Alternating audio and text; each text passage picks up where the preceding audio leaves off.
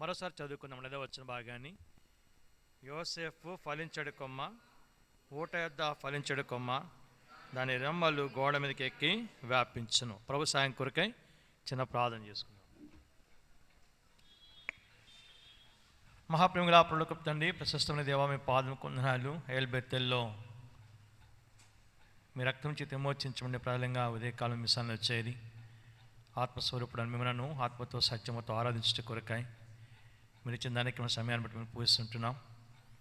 ప్రియ తండ్రి, అనుగ్రహించిన మీ సన్నిధి, మీ వాక్యము, పరిశుద్ధుల యొక్క సహవాసాన్ని బట్టి మీకు వందనాలు.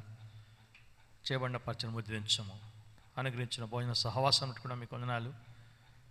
అతను తిరుగా యవనస్తుల కూడికి నిమిత్తమై సమకూర్చారు. కూడి వచ్చిన యవన బిడ్డలందరూ బట్టి మేము పూజిస్తుంటున్నాం.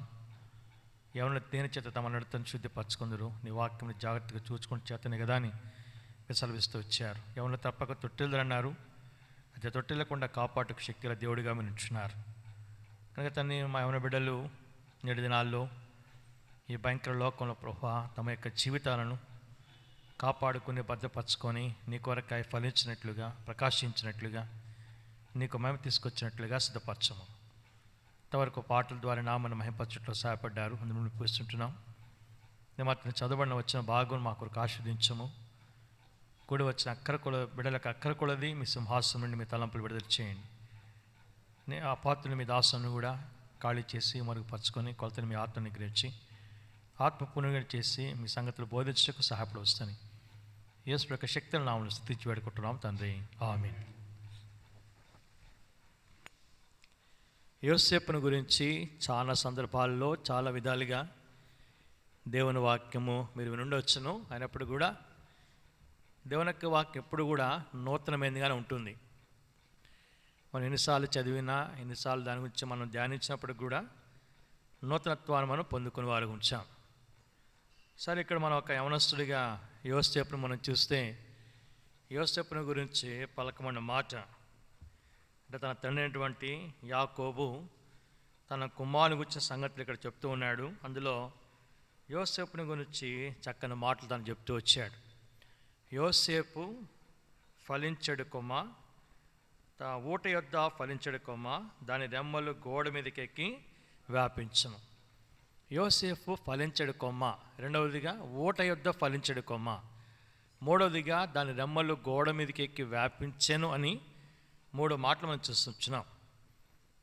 ఇప్పుడు ఆ 3 విషయాల్లోనికి మనం వెళ్ళాం. కానీ యోసేపు ఫలిస్తూ వచ్చాడు కాబట్టి యవన బిడ్డలుగా, యవనస్తులుగా కావచ్చు, విశ్వాసులుగా వచ్చినప్పుడు కూడా మన ప్రభు కొరకు ఫలించడం అనేది, ఫలభరితమైన జీవితం కలిగి ఉండడం అనేది చాలా ప్రాముఖ్యమైనది. చూడండి, యోహాను సువార్త 15వ అధ్యాయం 8వ వచనం చదవండి. యోహాను సువార్త 15వ అధ్యాయం 8వ వచనం. ఎవరైనా ఒక చదవం త్వరగా. మీరు బహుగా ఫలించడం వలన నా తండ్రి మహిమపరచబడును, ఇంతవల్ల మీరు నాకు. చూడండి, ఎప్పుడైతే మనం ఫలిస్తామో, మనం ఫలించడం ద్వారా పరలోకమున్న తండ్రికి ఏం కలుగుతుందట? మహిమ కలుగుతుంది. కాబట్టి పరలోకమున్న తండ్రికి మహిమ కలగాలంటే మనం ప్రభు కొరకు ఫలించాలి. కాబట్టి ఫలభరితమైన జీవితం మనం కలిగి ఉన్నప్పుడే ప్రభుకు మనం మహిమ తీసుకొచ్చే వారు ఉంటాం. మనం ఎంతగా ఫలిస్తుంటామో అంతగా మన ప్రభుకు మహిమ తీసుకొస్తాం. అదే యోహాను సువార్త 15వ అధ్యాయంలో మొదటి 2వ వచనం చూస్తే, అక్కడ 2వ వచనం చూడక మాట అంటాడు. యోహాను సువార్త 15వ అధ్యాయము, యోహాను సువార్త దయచేసి 15వ అధ్యాయం 2వ వచనం చూడండి. అక్కడ ఏమంటాడు? నాలో ఫలింపని తీగ, ఫలించు ప్రతి తీగ మరి ఎక్కువగా ఫలించాల. ఏమంటాడండి? ఫలిస్తుంది, రెండవదిగా మరి ఎక్కువగా అన్నాడు. 8వ వచనంలో బహుగా ఫలించాలి, రెండవదిగా మరి ఎక్కువగా, మూడవదిగా. అయితే పరలోకమున్న తండ్రికి ఎప్పుడు మహిమ కలుగుతుందట? బహుగా ఫలించినప్పుడు, బహుగా ఫలించినప్పుడు. ఇంకొక భాగంలో మార్క్స్ వాళ్ళు చూస్తే అక్కడ ఏమంటాడంటే 30 అంతలుగాను, 60 అంతలుగాను, 100 అంతలుగా అంచాడు కదండి. 30, 60, 100%. కానీ నూతన బంధన భక్తులుగా, అంటే నూతన నిబంధనటువంటి విశ్వాసంగా, దేవుని బిడ్డలంగా మనము 30, 60 కాదు. 30 అనేది కొత్తగా జన్మించిన వారి గురించి రాయబడిన మాట. అది 60 అనేది పాత నిబంధన భక్తుల గురించి మాట్లాడుతుంది. 100 అనేది నూతన నిబంధన ప్రజల గురించి మాట్లాడుతుంది. కాబట్టి ఇప్పుడు ప్రస్తుతం మనము నూతన నిబంధన సంఘానికి చెందిన వాళ్ళం. ఈ నూతన నిబంధన సంఘానికి చెందిన మనము ఎలాగ ఫలించాలంట? బహుగా ఫలించాలంట. ఎంతగా ఫలిస్తామో అంతగా ప్రభువుకు మహిమ తీసుకొచ్చేవారు ఉంటాం. ఏ రీతిగా ఫలించగలము అనే దానికి యోహాను సువార్తలో అక్కడ 2-3 విషయాలు అక్కడ బైబిల్లో ఉన్నాయి. అయితే ఇప్పుడు నేను అక్కడికి వెళ్ళడం లేదు, కానీ యోసేపుని గురించి ఒక 5 విషయాలు మీకు చెప్పాలనుకుంటున్నాను నేను. యోసేపు ఫలించాడు. యోసేపు ఫలించగల కారణం ఏంటి?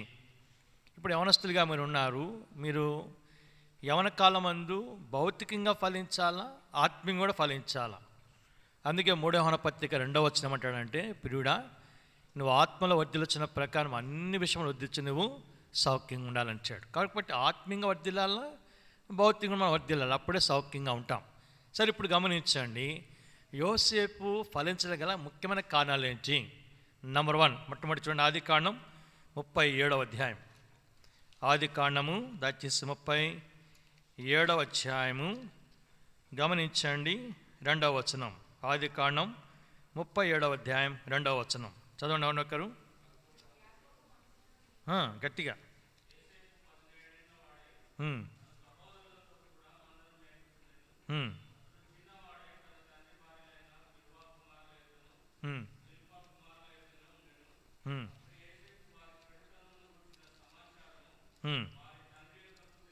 ఏం చేస్తాడంట అండి? ఏమన్నా ఉండింది అక్కడ? యోసేపు ఏం చేస్తాడంట? వారి చెడుతనం గూర్చిన సమాచారం వారి తండ్రి వద్దకు తెచ్చుచున్నవాడు. ఎవరు చెడు సమాచారం? ఏమండి, ఎవరి చెడు సమాచారం అంటే తన యొక్క సహోదరులు. అంటే ఇప్పుడు తన సహోదరులు ఏం చేస్తున్నారు? చెడుగును జరిగించేవారుగా ఉంటున్నారు. కాబట్టి ఇప్పుడు ఆ చెడుగులో తాను ఏం చేయలేదు, ఆయన పాలువాడు కాలేదు. ఆ చెడుగులో తాను పాలువాడు కాలేదు. కాబట్టి ఇక్కడ ఒక మాట మనం గుర్తుపెట్టుకోవాల్సిన సత్యం ఏంటంటే, చెడుగుగా కనబడేదానికి యోసేపు ఏం చేశాడనంటే తాను దూరంగా ఉంటూ వచ్చాడు. ఇది చాలా ప్రాముఖ్యమైనది. చెడుగుగా కనబడేది, పాపంగా కనబడేదానికి మనం దూరంగా ఉండాలి. అదే చూడండి, 49వ అధ్యాయం ఆదికాండము 26వ వచనం. ఆదికాండం 49వ అధ్యాయం 26వ వచనం. ఆదికాండము 49:26.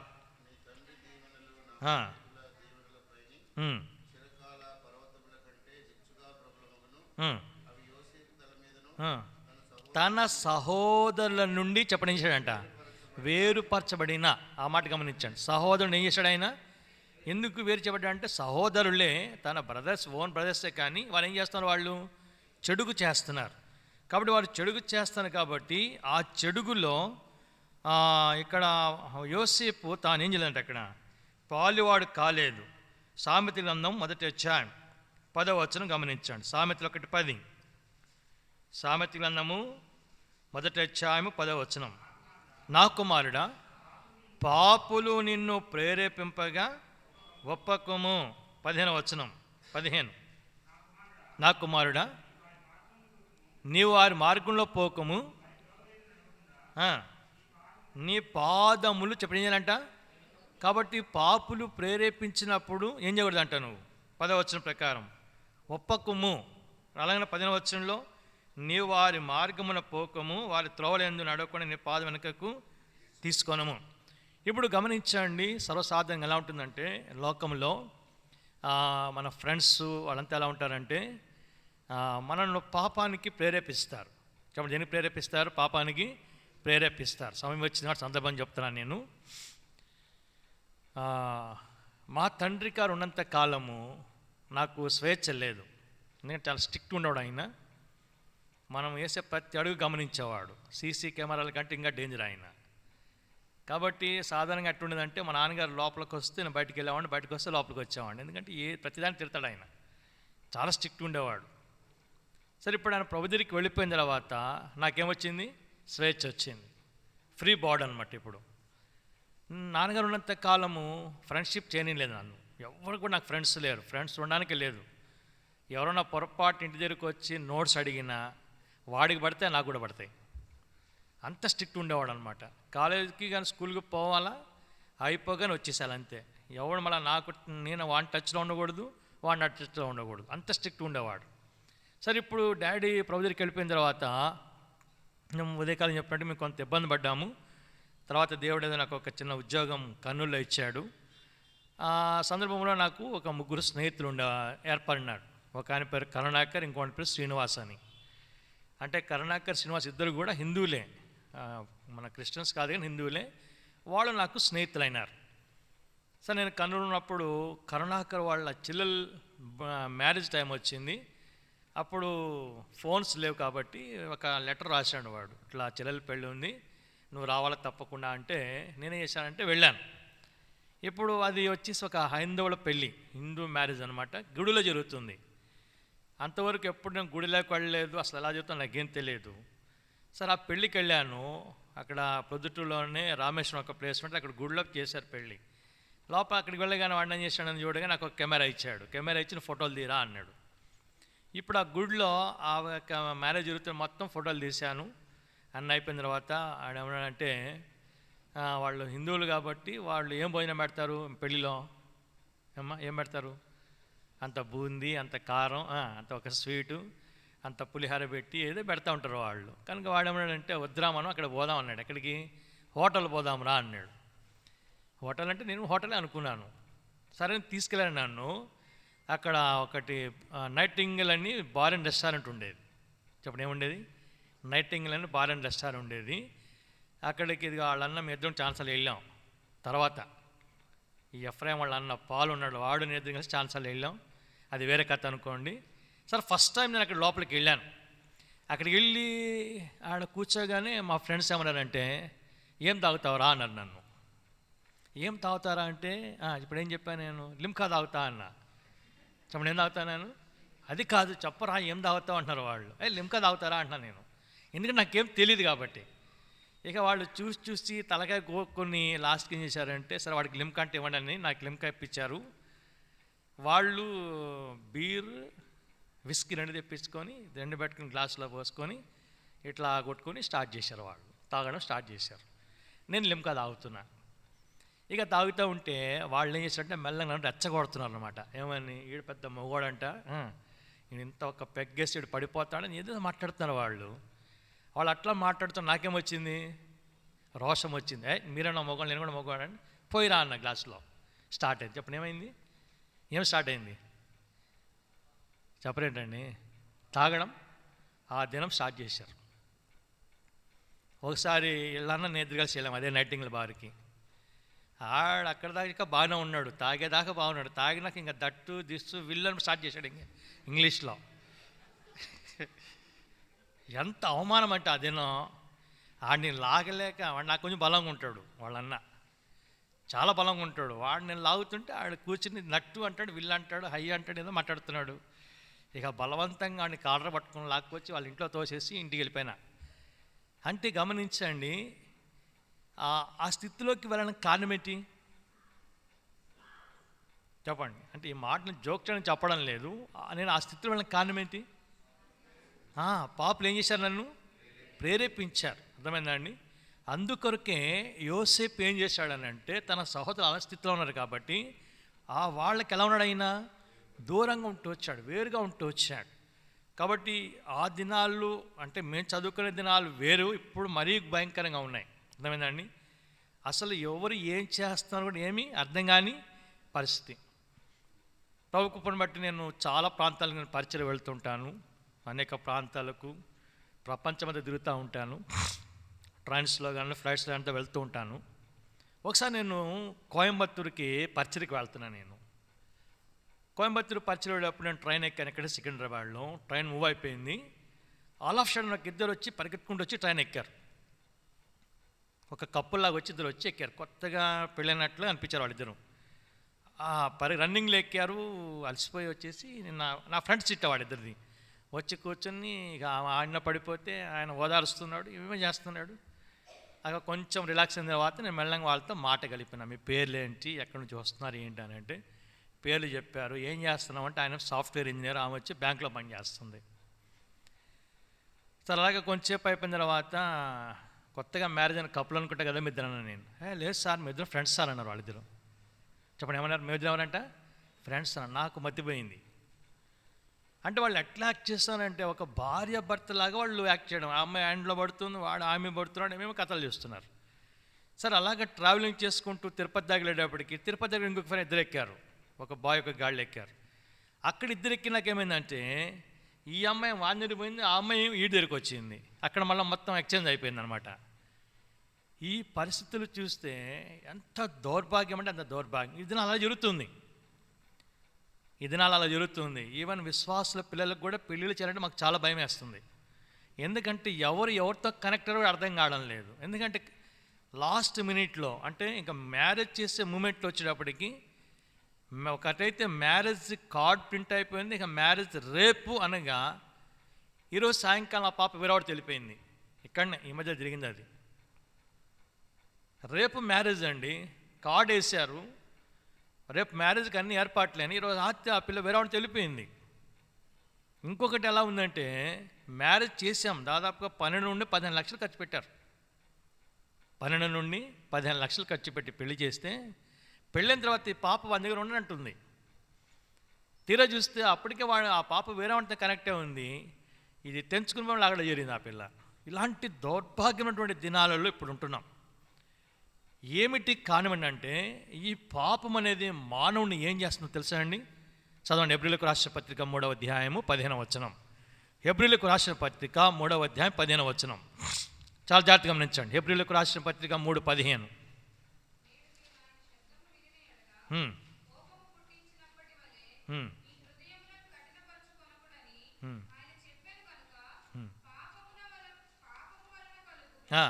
చాలండి. పాపం ఏం చేస్తుంది చెప్పండమ్మా? భ్రమలో పెడుతుంది నిన్ను. జ్ఞాపకం పెట్టుకో. పాపం నిన్ను ఎక్కడ పెడుతుంది? నిన్ను భ్రమలో పెడుతుంది. పిల్లి పాలు తాగేటప్పుడు ఎలా తాగుతుంది? అది కళ్ళు మూసుకొని తాగుతూ ఉంటుంది. ఆ కళ్ళు మూసుకొని తాగేటప్పుడు ఏమనుకుంటుందంట? నన్ను ఎవరు చూడలేదు అనుకుంటుందంట. కాబట్టి ఇప్పుడు పాపం ఏం చేస్తుంది సార్ అండి? భ్రమలో పెడుతుంది. కాబట్టి అందుకని మనము దేవుని బిడ్డలంగా, ప్రాముఖ్యంగా విశ్వాస కుటుంబానికి చెందినవారు కాబట్టి మీ యవన కాలంలో పాపులు మిమ్మల్ని ప్రేరేపిస్తున్నప్పుడు చెప్పడం ఏం చెప్తుందంట? ఒప్పుకోవద్దు.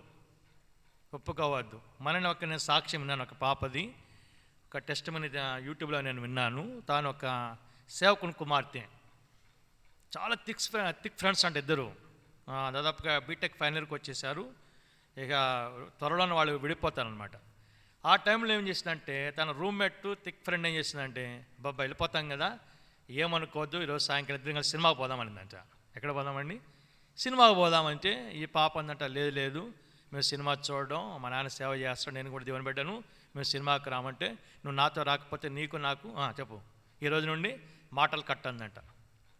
అంటే ఆ పాప ఏమనిందంట, ఆ పాప ఏమనుకుందంటే ఈ ఎట్లా ఉంటుందిలే మళ్ళీ మామూలేలా అనుకుందంట. నిజంగానే చేసినట్టు ఆ పాప సినిమా టైంకి రెడీ వచ్చి పోదాం పా అని ప్రేరేపిస్తే ఈ పాప ఒప్పుకోలే, నేను రానందంట. రానంటే ఏం చేస్తుంది, వేరే ఇంకొక పాపను తీసుకుని సినిమాకి వెళ్ళి వచ్చి ఇంకప్పటి నుంచి ఈ పాపతో మాట్లాడడం మానేసిందంట. మానేసినా పర్వాలేదు, కానీ ఈ పాప చేసిన పని ఏం చెప్పండి? సినిమా పోవడానికి తాను ఏం చేయలే, ఒప్పుకోలే. అర్థమైందా? కాబట్టి నీవు ఫలించాలి అనంటే, ఫలభరితమైన స్థితి నీలోకి రావాలనంటే మొట్టమొదటి స్టెప్ ఏంటంటే పాపానికి ఏం చేయాలి? నువ్వు దూరంగా ఉండాలి. పాపానికి దూరంగా, పాపంగా కనబడే ప్రతి దానికి దూరంగా ఉండాలి. పాపానికి ఒప్పుకోకూడదు. పాపాన్ని ప్రేరేపిస్తారు. సాతాను కూడా యేసుప్రభు దగ్గరికే వచ్చింది. యేసుప్రభు దగ్గరికే సాతాను వచ్చామన్నాడు. రొట్టెలు ఏమన్నాడు? రాళ్ళు రొట్టెలు చేసుకోమన్నాడు. పైనుండి దుంక అన్నాడు. లోక మహిమలతో చూపిస్తూ వచ్చాడు, కానీ యేసుప్రభు జయిస్తూ వచ్చాడు. అలాగే ఇప్పుడు గమనించండి, లోకంలో ఉన్నటువంటి ఫ్రెండ్స్ సర్కిల్ కావచ్చు, మరొకరు కావచ్చు, మనల్ని పాపానికి ప్రేరేపిస్తారు. ఒప్పుకోవద్దు. రాత్రి నేను ప్రయాణానికి ఇక్కడ రావడానికి ప్రయాణం చేయడానికి ముందుగా ఒక ఇద్దరు సిస్టర్స్ వచ్చారు. గేట్ బయట ఉండి ఫోన్ చేశారు ఆ ఆంటీకి, అక్క అన్నని కలవాలనుకుంటున్నాం అని. అంటే ఆంటీ వచ్చి నాకు అట్లా వస్తారంట, కలుస్తారంటే రాని అని చెప్పినాను. నేను అట్లా పోయి మహం కడుక్కుని వచ్చే లోపల ఆల్రెడీ లోపలికి ఎంటర్ అయిపోయారు. నన్ను చూస్తే వాళ్ళిద్దరు భయపడుతున్నారు, మాట్లాడడానికే భయపడుతున్నారు, దగ్గర రావడానికే భయపడుతున్నారు. కూర్చోమని చెప్పాను, కూర్చున్నారు. ఇద్దరు కళ్ళలు నీళ్ళు వస్తున్నాయి. నేను దగ్గరికి రాగానే అన్న మీరు నన్ను క్షమించాలా అంటున్నారు వాళ్ళు. నేను క్షమించడం ఏంటి, అసలు ఏం జరిగింది, నన్ను క్షమించాలా అంటున్నారు. ఏమైంది? అవసరం అంతా అయిపోయింది. చదివిద్దామని పాపను హైదరాబాద్లో వాళ్ళు జాయిన్ చేస్తే ఆ పాప ఎవరో ఒక వ్యక్తిని లవ్ చేసింది. వాడేమో హిందూ. ఇప్పుడు రేపు 27వ తారీఖున పెళ్ళి. నెత్తి కొట్టుకుంటున్నారు వాళ్ళు. కళ్ళల్లో నీళ్ళు ఆగడంలే. నా దగ్గర కూర్చున్నంతసేపు నేను వాళ్ళని ఏదో చెప్తాను కూడా వాళ్ళు ఆ స్థితి వాళ్ళు లేదు. గమనించండి, యవ్వన బిడ్డలు తల్లిదండ్రులను చాలా ఇబ్బంది పెడతా ఉన్నారు. ఈ దినాల్లో ఎట్టయిపోయిందంటే పెళ్లి సంబంధాలు తల్లిదండ్రులు చూడడం అవసరం లే, వాళ్ళే చూసుకుని చేస్తావా చేయవా అని చెప్పినట్టుగా సిద్ధమైపోతూ ఉన్నారు. అలాంటి దినాలు ఉన్నాం కాబట్టి ఇలాంటి పాపపు కార్యాలు చేయడానికి ఏం చేద్దంట, ఒప్పుకోవద్దు. అర్థమైందండి? ఎందుకంటే యవన కాలంలో మీకు ఉండేదని చెప్తాను, బాగా అర్థం చేసుకోండి. యవన కాలంలో మీకు ఆకర్షణ ఉంటుంది కానీ ఆలోచన ఉండదు. నేను చెప్పే మాట మీకు అర్థమవుతానండి? చెప్పండి, యవన కాలం ఏముంటుంది? అందుకని వాడు కటింగ్ వేసుకుని వీడు అదే కటింగ్ వేసుకుంటాడు. ఆ కటింగ్ వేసుకోవచ్చే కూడా వీడికి ఆలోచన ఉండదు, ఆకర్షణ అంతే. వాళ్ళెవరో నెత్తికి ఎర్రగా పూసుకుంటే మనం మూతికి ఎర్రగా పూసేసుకుంటాం. అది ఏంటంటే ఆకర్షణ. అర్థమైందండి? కాబట్టి ఇప్పుడు యవన కాలమందు ఆకర్షణ ఉంటుంది కానీ ఆలోచన ఉండదు. ఆ ఆకర్షణకు ఆకర్షించబడి రేపటి నాడు ఏమవుతుందంటే ఆ జరగబోయే ప్రమాదంలో చిక్కుకున్న తర్వాత అప్పుడు కళ్ళు తెచ్చే లోపల జరగాల్సినంత కూడా జరిగిపోతుంది. అందుకే లోకల్ ఏమంటారంటే చేతులు గాలినాక చెప్పండి ఏంటి, ఆకులు పట్టుకుంటూ పోయామేంటి. అందుకే జాగ్రత్త పడాలి. పాపానికి నిన్ను ఎవరైనా ప్రేరేపిస్తే అది ఏదైనా కావచ్చు, నీ మనసే కావచ్చు, నీ స్నేహితులు ఎవరైనా కావచ్చు, ఏమంటాడంటే దానికి నువ్వు ఒప్పుకోవద్దు. 15వ వచనం, వారి మార్గమున పోవద్దు, వారి త్రోవలలో నడవకుండా నీ పాదం ఎంజమని అక్కడ వెనకకి తీయించాడు. కాబట్టి ఇక్కడ యోసేపు ఫలించగల మొట్టమొదటి కానివ్వండి అంటే యోసేపు పాపానికి చెప్పండి ఎలా ఉన్నాడు, ఆయన దూరంగా ఉన్నాడు. పాపం నుండి తాను వేరు చేసుకున్నాడు. తన సహోదరుడు కూడా తాను వేరు చేసుకుంటూ వచ్చాడు. మొట్టమొదటి మాట. రెండవది చూడండి వచ్చేసి ఆదికాండం 39వ అధ్యాయం. ఆదికాండము అదే 37వ అధ్యాయమే. ఆదికాండం 37వ అధ్యాయం గమనించండి, 12, 13 వచనాలు. ఆదికాండం 37వ అధ్యాయం 12, 13 వచనాలు చదవండి. ఏమంటారు అక్కడ? అతని సహోదరులు షెకెములో తమ తండ్రి మందను మేపుటకు వెళ్ళిరి. 13వ వచనం, అప్పుడు ఇశ్రాయేలు యోసేపును చూచి నీ సహోదరులు షెకెములో మంద మేపుచున్నారు, నిన్ను వారి ఎదుకు పంపెదను రమ్మని అన్నప్పుడు అతను ఏమంటున్నాడండి, నేను పోనంటున్నాడా? ఏమంటాడు ఆయన? మంచిది అన్నాడు. అర్థం ఏంటంటే ఇంప్లిసిటీ ఒబీడియన్స్. చెప్పండి ఏంటది? ఇంప్లిసిటీ ఒబీడియన్స్. ఇంకొక మాట చెప్పాలంటే అన్కండిషనల్ ఒబీడియన్స్. అంటే షరతులు లేకుండా వెంటనే తాను విధేయత చూపిస్తున్నాడు. వాస్తవంగా ఈ సందర్భం మనకు తెలుసు. తన సహోదరులు తన మీద ఎలా ఉన్నారంట? 37వ అధ్యాయము గమనించండి, 4వ వచనం మధ్య భాగంలో, అతని మీద పగపట్టి. అలాగనే 5వ వచనం లాస్ట్ లైన్, మరి పగపట్టిది. ఇంకా ముందుకు వస్తే చూడండి 8వ వచనం లాస్ట్ మాట, మరింత పగపట్టారు. ఆ పగ ఏమైందంట? మరీ పగ అయింది. ఇంకేమైందంట? అది మరింత పగ అయింది. ఇంకా చూడండి 11వ వచనం, అతని సహోదరులు అతను ఏం చేశారంట? అసూయపడ్డారు. పగపట్టారు, భయంకరంగా పగబట్టారు, అసూయపడుతున్నారు. రకరకాలుగా వారు యోసేపుని గురించినటువంటి స్థితిలో ఉన్నారు. అలాంటి వాళ్ళు షెకెములో మందంగా కాసుకోవడానికి వెళ్ళినప్పుడు ఇప్పుడు వాళ్ళ నాన్న పిలిచామంటున్నాడంటే, ఒరే అబ్బాయి యోసేపు, మీ అన్నల్లో మందన కాసుకోవడానికి వెళ్ళారు రా ఆయన. వాళ్ళు వెళ్ళి చాలా రోజులు అయిపోయింది, వాళ్ళు ఎట్లున్నారో ఏంటో మనకేం అర్థం కాలేదు. కాబట్టి వారి క్షేమ సమాచారం కనుక్కొని ఇదిగో ఈ అన్నం తీసుకెళ్ళి వాళ్ళకి ఇచ్చి, ఈ రొట్టెలు వారికి ఇచ్చి వారి క్షేమ సమాచారం కనుక్కురాపో అని అంటే ఏమంటున్నాడు అక్కడ? చెప్పండి, ఏమంటున్నాడు?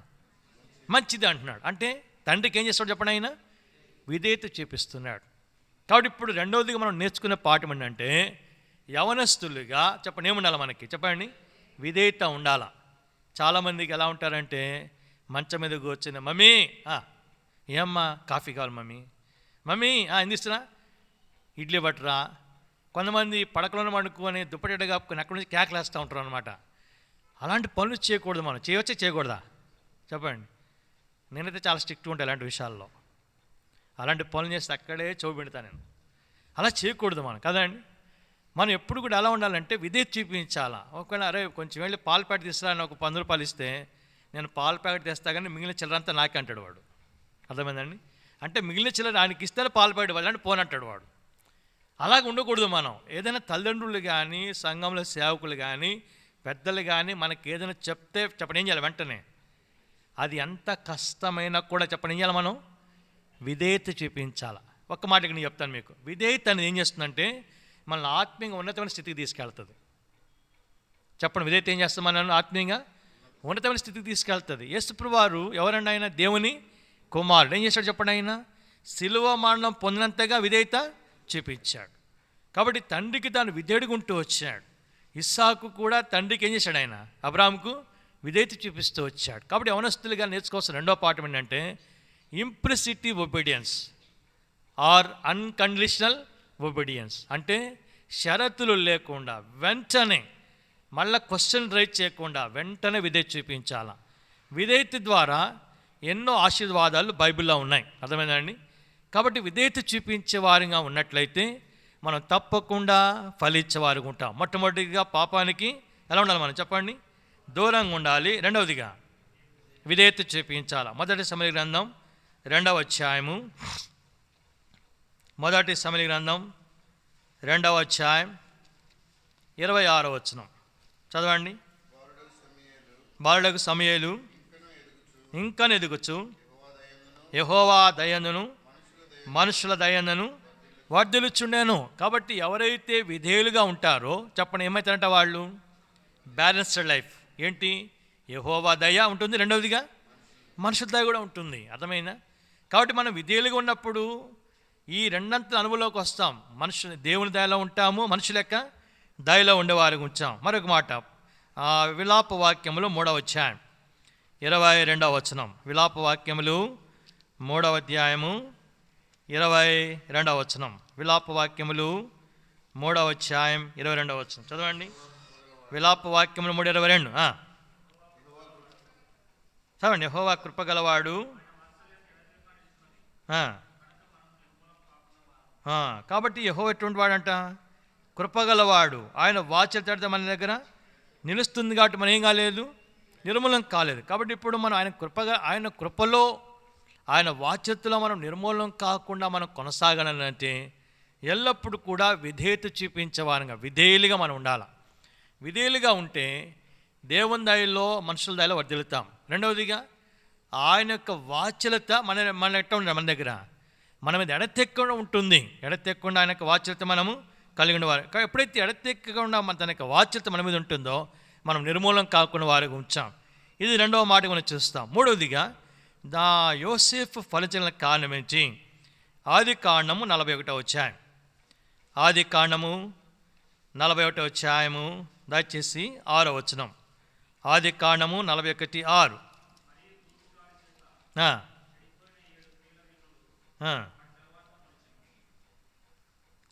16వ వచనం, క్షమించండి 16వ వచనం. ఆది కాండము 41:16.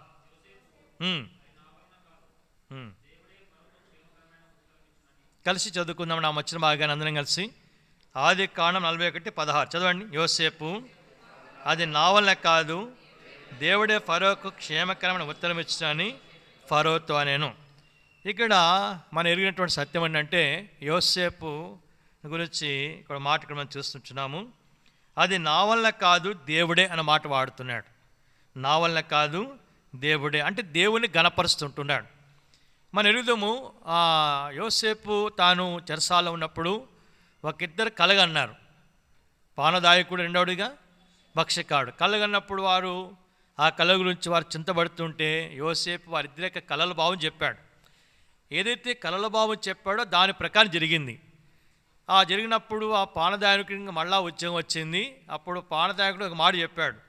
నీవు అక్కడికి వెళ్ళినప్పుడు అంటే రాజుగారి దగ్గరికి వెళ్ళినప్పుడు నన్ను జ్ఞాపకము చేసుకొని ఒక మాట చెప్పాడు. అయితే ఏం చేశాడు చూడండి.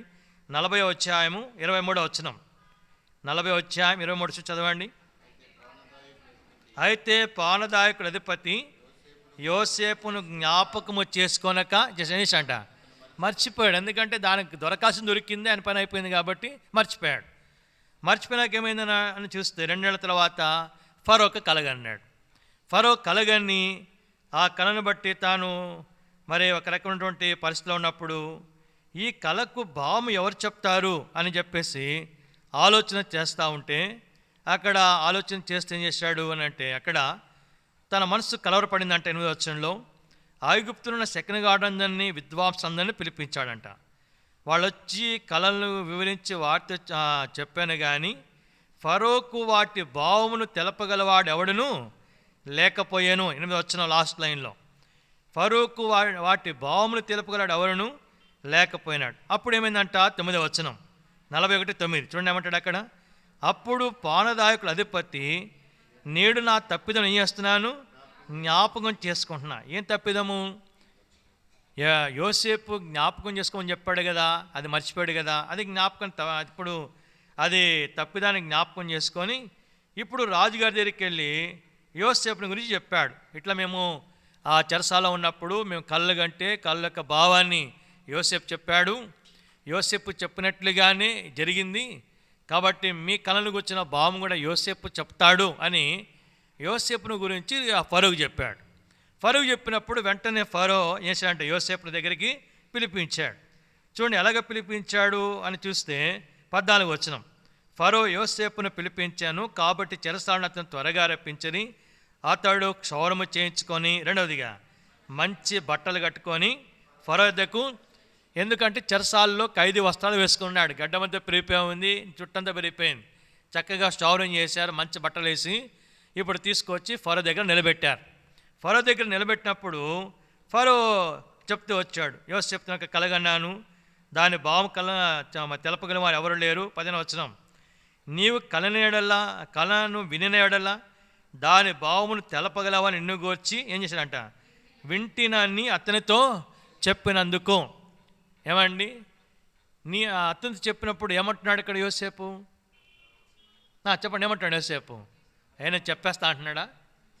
నా వల్ల కాదు, చెప్పండి దేవుడే కదా అండి, నా వల్ల కాదు దేవుడే. మనకు కొంచెం ఏదైనా వచ్చింది అనుకోండి, ఇక ఆగా మనం, అర్థమైందా? కొంచెం వాయించేది వస్తే, కొంచెం పాడేది వస్తే, కొంచెం డ్రైవింగ్ చేయడం వస్తే, కొంచెం ఏదైనా వస్తే నేను అన్నట్టు ఉంటాం అనమాట. అర్థమైందా అండి? మా పెద్ద బాబు కూడా ఈ డాడీ ఏం డాడీ తిట్టుకుంటున్నాను. ఎందుకంటే ఎప్పుడు నేను ఆయనకి డ్రైవింగ్ ఇవ్వనని. డిగ్రీ కంప్లీట్ అయ్యేదాకా నేను డ్రైవింగ్ ఇవ్వలే ఆయనకి. ఎప్పటివరకు అండి? డిగ్రీ కంప్లీట్ అయ్యేదాకా నేను డ్రైవింగ్ ఇవ్వలే. మా చిన్నోడు ఇప్పుడు ఎంఎస్సీ ఫస్ట్ ఇయర్ జాయిన్ అయినాడు, ఇప్పటికి ఇంకా నేను డ్రైవింగ్ ఇలా వాడికి. కాబట్టి ఇప్పుడు మనం ఎలా ఉంటుందంటే, నేను ముందే చెప్పాను కదా, యవనస్తులు అంటే ఎలా ఉంటారు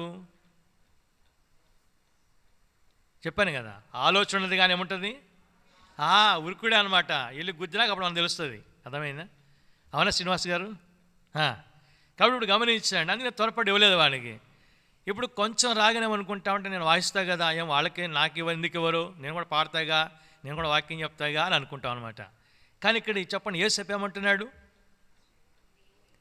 యోసేపుకు టాలెంట్ ఉందా లేదా? ఉంది కదండి. కానీ ఏమంటాడు ఇప్పుడు? టాలెంట్ ఉన్నా కూడా నా వల్ల కాదు, క్రీస్తే, నా వల్ల కాదు దేవుడే. అంటే ఇప్పుడు యోసేపు తనకి ఎంత టాలెంట్ ఉన్నప్పుడు కూడా తాను చేసే పని ఏంటంటే తన దేవుని గణపరుస్తుంటున్నాడు. చాలా పర్యాల్లో మనం ఎందుకు ఫెయిల్ అవుతామంటే ఆ దేవుని గణపరచం కాబట్టి మనకి ఎంత వచ్చినా ఎంత చచ్చినా కూడా ఫెయిల్ అయిపోతుంటాం. మనం ఆ రీతి కాకుండా నా వల్ల కాదు, నాట్ ఐ బట్ క్రైస్ట్ అనే స్థితిగానే రాగలిగితే అసలుగా మనకి తిరిగా ఉండదు. అర్థమైందా అండి? ఎప్పుడు కూడా నాకు వచ్చు, నేను చేయగలను, నేను సాధించగలను, నాకు కెపాసిటీ ఉంది, నాకు అబిలిటీ ఉంది, నాకు ఆ యొక్క సామర్థ్యం ఉంది, లాంటి నాకు ఆ యొక్క జ్ఞానం ఉంది అని ఒకవేళ అనుకున్నావంటే నష్టపోతావు. ఒకటే అనుకోవాలా, నా వల్ల కాదు, ఎవరు చెప్పండి? దేవుడే. అది ఏదైనా కావచ్చు. అర్థమైందండి? ఎప్పుడైతే ఈ యోసేపు యొక్క అనుమతులను మనం వస్తామో దానిని బట్టి మనము ఫలించేవారుగా ఉంటాం. మొట్టమొదటిగా పాపానికి దూరంగా ఉన్నాడు, రెండవదిగా విధేయత చూపించేవాడుగా ఉన్నాడు, మూడవదిగా ఏం చేస్తాడు చెప్పండి? దేవుని గణపరిచే వ్యక్తి. చెప్పండి, ఎవరైనా దేవుని గణపరిచే వ్యక్తి. కాబట్టి మనము కూడా ప్రతిదినము దేవుని చెప్పండి, దేవుని ఏం చేయాలి? మనము గణపరచాలా. ఏ రీతిగా మనం దేవుని గణపరచగలం? ప్రభువు అన్నాడు, నన్ను గణపరచవాలి, నేను గణపరుస్తాను. మరి ఏ రీతిగా దేవుని గణపరచగలము? అపోస్తల కార్యాలు 17వ అధ్యాయం 11వ వచనం. అపోస్తల కార్యాలు 17వ అధ్యాయం 11వ వచనం.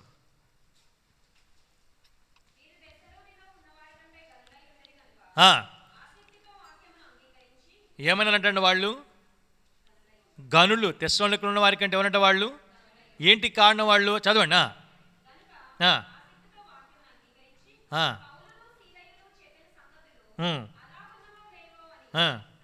ఏ దినమంట అండి? ఏ దినమంట? యవనస్తులు చెప్పండి, ఏ దినమంట? ప్రతి దినము ఏం చేశారు? వాళ్ళు లేఖనాలను పరిశోధించారు. అంటే ఎవరైతే దేవుని యొక్క వాక్యాన్ని ప్రతి దినము కూడా పరిశోధించేవారుగా దేవుని వాక్యాన్ని గణపరచేవారు ఉంటారో వారు దేవుని గణపరచినట్లు. అసలు దేవుడు అంటే వాక్యము, వాక్యం అంటే దేవుడే. యోహాను సువార్త 1:1 ఆది యందు వాక్యం ఉండెను, వాక్యము దేవుని దండు, వాక్యము దేవుడని. కాబట్టి ఇప్పుడు ప్రతి దినము చెప్పండి, దేవుని గణపరచమని దేని గణపరచాలా? వాక్యాన్ని గణపరచాలా. అర్థమైందా? వాక్యాన్ని గణపరిచినప్పుడు వాక్యాన్ని గురించి ఒక 5 మాటలు చెప్తాను నేను. మొట్టమొదటిగా ప్రకటన గ్రంథం 1వ అధ్యాయం 3వ వచనం చదవండి అందరు కలిసి. ప్రకటన 1:3 తప్పలా కొట్టేవాళ్ళు చదవాలా. బైబిల్ది చక్కగా కూర్చోం. ఆ జీన్స్ ప్యాంట్ వేసుకుంటే కాళ్ళు వంగి సావు. మందానికి ఎందుకు జీన్స్ ప్యాంట్లు? చక్కగా కూర్చోండి, సిట్ ప్రాపర్లీ. ఆ నల్ల డ్రెస్సులు కూడా వేసుకురాకూడదు మందిరానికి. సార్, ఈ బ్లాక్ డ్రెస్సులు వేసుకురాకూడదు మందిరానికి, అవన్నీ బయట. చదవండి. ప్రకటన 1:3 సమయము సమీపించినది గనక ఈ ప్రవచన వాక్యములను చదువువాడును, వినువాడును, గాయకునివాడు ఎవరు దాన్ని అంటండి? వాక్యాన్ని చదవాలి, రెండవదిగా వినాలి, మూడవదిగా గాయకునాలి. ద్వితీయోపదేశకాండం 5వ అధ్యాయం 1వ వచనం. ద్వితీయోపదేశకాండం 5వ అధ్యాయం 1వ వచనం.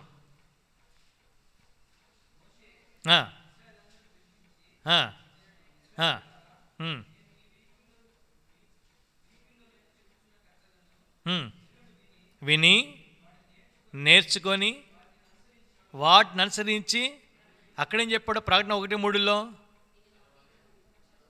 వినాలా, వినువాడు, చదువువాడు, వినువాడు, గాయకునివాడు. ఇక్కడేమన్నాడు? వినాలా, నేర్చుకోవాలా, అనుసరించాలన్నాడు. అర్థమైందండి? ఇంకొక మాట, మొత్తం ఎన్ని కీర్తనలు ఉన్నాయి బైబిల్లో? 150 కీర్తనలు. 150 కీర్తనలు రాయక మునుపు 3 షరతులు పెట్టాడు. ఏంటి 3 షరతులు? ఒకటి ఏమన్నా ఆలోచన చేస్తాను. దుష్టుల ఆలోచన చొప్పున నడవద్దు, రెండవదిగా. మూడవది మరి ఏం చేయాలంట? యెహోవా ధర్మశాస్త్రమందు ఆనందించుచు దివారాత్మ దాన్ని ధ్యానించాలి. ఇప్పుడు ఈ 3 వచనాలు కలిపి 5 మాటలు చెప్తా. మన చేతికి ఎన్ని వేళ్ళు ఉన్నాయి? 5 ఉన్నాయా, 2 ఉన్నాయా? కొంతమంది ఒకటే ఉంటుంది కదా అండి. నాకైతే 5 ఉన్నాయి. ఒకటి ఇక్కడేనండి, చూడండి ఇక్కడ, వాక్యాన్ని చదవాలా, రెండవది వినాలా, మూడవది నేర్చుకోవాలా, నాలుగవది ధ్యానించాలా, ఐదవది అనుసరించి నడచాలా. ఇప్పుడు మీరు చెప్పండి, నెంబర్ 1 ఏంటిది? వాక్యం ఏం చేయాలా? రెండవదిగా, మూడవదిగా నేర్చుకోవాలి, నాలుగవదిగా ధ్యానించాలి, ఐదవదిగా. ఈ 5 అంతల అనుభవంలో ఉంటే నువ్వు ఎవరిని గణపరిచినట్లు? దేవుని గణపరిచినట్లు. ఇప్పుడు ఒక చిన్న ప్రశ్న వేస్తా. ఈరోజు క్యాలెండర్లో వాక్యం ఏంటి? మీ ఇంట్లో ఎప్పుడైనా క్యాలెండర్లు ఉన్నాయా? ఎంతమంది ఇంట్లో ఉన్న క్యాలెండర్లు చెప్పండి. Please show your hands please. ఈరోజు క్యాలెండర్లో వాక్యం ఏంటి? నిన్న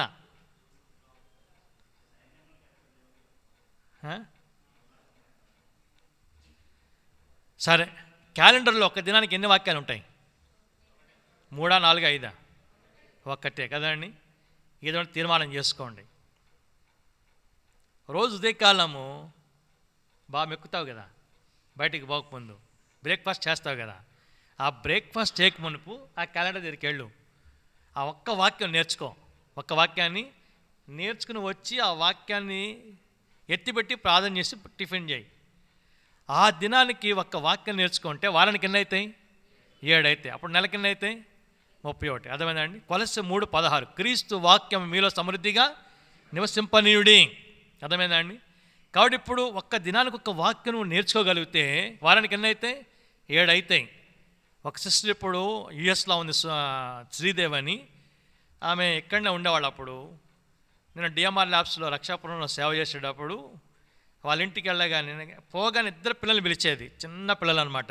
తాత వచ్చాడు రండి రండి పిలిచి నేను అక్కడ పోయి కూర్చోగానే వెంటనే నాన్న చెప్పు, తాతకి చెప్పు మొత్తం. అంటే ఏం చెప్పాలి తెలుసా అండి? ఎక్కాలి కాదు, టేబుల్స్ కాదు, లేదంటే మరొకటి కాదు. వారు నేర్చుకున్న వాక్యాలన్నీ కూడా నాకు చెప్పించారనమాట. అంటే ఆ పాప ప్రతి క్షణం పిల్లలకి వాక్యం నేర్పిస్తూ వచ్చింది. ఇప్పుడు 2 బిడ్డలు కూడా యూఎస్లో చదివారు, మంచి స్టాటస్లో ఉన్నారు అనుకోండి. కాబట్టి మనం నేర్చుకోవాలా, వాక్యాన్ని చదవాలా. ఎలా చదవాలంటే పరిశీలన చేస్తూ యెహోవా గ్రంథం చదవండి యెషయా గ్రంథం అంటాడు. కాబట్టి వాక్యాన్ని క్రమం తప్పకుండా చదవాలి, వాక్యాన్ని జాగ్రత్తగా మనం శ్రద్ధగా వినాలి, వాక్యాన్ని నేర్చుకోవాలి, వాక్యాన్ని ధ్యానించాలి, దాని ప్రకారం మనము చెప్పండి ఎలా జీవించాలా. అర్థమైనా? అప్పుడు మనం దేవుని యొక్క వాక్యం చేసినట్లు గణపరిచినట్టు. అందుకని బెరయా సంఘం గురించి ఏమంటాడంటే తెస్సలోనికల సంఘం కంటే బెరయా సంఘముల వారు ఎవరంట? గనులు. ఏమిటి కారణం అంటే ప్రతి దినము కూడా క్రమం తప్పకుండా వారు లేఖనాలు ఏం చేశారు? వాళ్ళు పరిశోధిస్తూ వచ్చారు. ఇది మొట్టమొదటిది. రెండవదిగా చూడండి, మనం ప్రభువును గణపరచడానికి రెండవ మాట చూద్దాం. 69వ కీర్తన 9వ వచనం. 69వ కీర్తన 9వ వచనం చదవండి. నీ ఇంటిని గూర్చిన ఆసక్తి నన్ను ఏం చేస్తుంది? కాబట్టి రెండవదిగా దేవుని ఇంటిని మనం గణపరచాలా. చెప్పండి, మొట్టమొదటిది ఏంటి?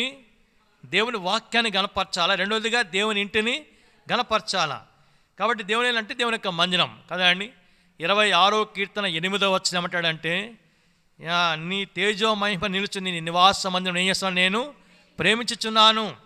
కాబట్టి ఇక్కడ నీటిని గూర్చిన ఆసక్తిని ఏం చేస్తుంది? భక్షిస్తుంది. కాబట్టి మనము దేవుని యొక్క మందిరాన్ని గణపరిచేవారు ఉండాలా. మొట్టమొదటిగా దేవుని వాక్యాన్ని గణపరచాలి, రెండవదిగా దేవుని మందిరాన్ని గణపరచాలా. ప్రాముఖ్యంగా యవనస్తులైన వారు సంఘానికి స్పైనల్ కార్డ్ అంటారు, అంటే వెన్నెముక లాంటి వాళ్ళు. చెప్పండి, అలాంటి వాళ్ళు వెన్నెముక లాంటి వాళ్ళు. అసలు ఒక రీతి చెప్పాలని అంటే యవనస్తులు ఇంట్లో పండుకోకూడదు, మందిలో పండుకోవాలా. చెప్పండి, ఎక్కడ పండుకోవాలా? మందిలో పండుకోవాలా. నేను ఇక్కడ షాపులో సేవ చేసేటప్పుడు అక్కడ నేను నేర్పించిన ఒక యవనస్తుడు ఉండే శ్యామ్ అని. ఇప్పుడు వాడు హైదరాబాద్లో అది చెన్నైలో మంచి సాఫ్ట్వేర్ ఇంజనీర్ అండి, మంచి దాంట్లో పని చేస్తున్నాడు. నేను రీసెంట్గా అక్కడ పరిచయకి వెళితే వాడు అక్కడ మందిలో కనబడ్డాడు. చూసి చాలా సంతోషించిన. మందిరానికి దగ్గరలోనే మంచి హౌస్ తీసుకున్నాడు, ఎన్నో వేలు పెట్టి. ఎప్పుడు కూడా అక్కడ లేడు ఆయన. ప్రతి రాత్రి వచ్చి మందిరంలో ఇక్కడ సాపేసం అనుకుంటున్నాడు. అక్కడ ఇంటికి దేనికి ఇలాంటి స్నానానికి వెళ్తాడు, బట్టలు మార్చుకుని వచ్చేస్తాడు. కానీ మందిరంలో పండుకుంటున్నాడు, మందిరంలో ఊడుస్తున్నాడు, మందిరంలో పాటలు పాడుతున్నాడు, మందిరం అన్ని పనులు చేస్తున్నాడు. రీసెంట్గా నేను మళ్ళీ ఇంకో స్థలానికి చెన్నైలో మినిస్ట్రీకి వెళ్ళినప్పుడు ఎయిర్పోర్ట్కి నన్ను డ్రాప్ చేయడానికి మళ్ళీ ఆయనే వచ్చాడు. వచ్చి నేను మందిరానికి నైట్ అక్కడ పండుకొని మళ్ళీ వెళ్ళేటప్పుడు మళ్ళీ మందిరంలో పండుకుని ఇద్దరం కలిసి మేము ఎయిర్పోర్ట్కి వెళ్తున్నాం. వెళ్ళే అవర్స్లో మార్నింగ్ 3 o'clock వెళ్తుంటే అప్పుడు అన్నాడు, అంకుల్ ఆ రోజు మీరు నాకు చెప్పారు. ఏం చెప్పారు? మందిరంలో పండుకొని ఆ రోజు చెప్పారు కదా, ఈ రోజు వరకు ఎక్కడ పండుకుంటున్నా? నేను మందిరంలోనే పండుకుంటున్నా. అర్థమైందండి? కాబట్టి ఇప్పుడు యవనస్తులు ఎక్కడ ఉండాలా చెప్పండి? గ్రౌండ్లో ఉండాలనా, లేకపోతే పార్క్లో ఉండాలి? ఎక్కడ ఉండాలి చెప్పండి? మందిరంలో ఉండాలా. సమయాలు ఎక్కడున్నాడు? ఇప్పుడే చదివాం 2:21. ఏ 2?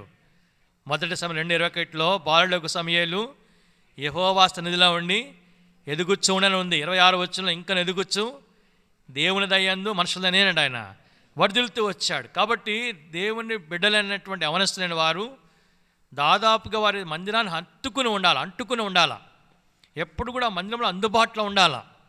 దేవుని మందిరంలో ప్రతి పనిలో కూడా పెద్దలైన వారు, సేవకులైన వారు ఏదైతే చెప్తానో దాన్ని చేయడానికి ఇష్టపడి చేస్తూ ఉండాలా.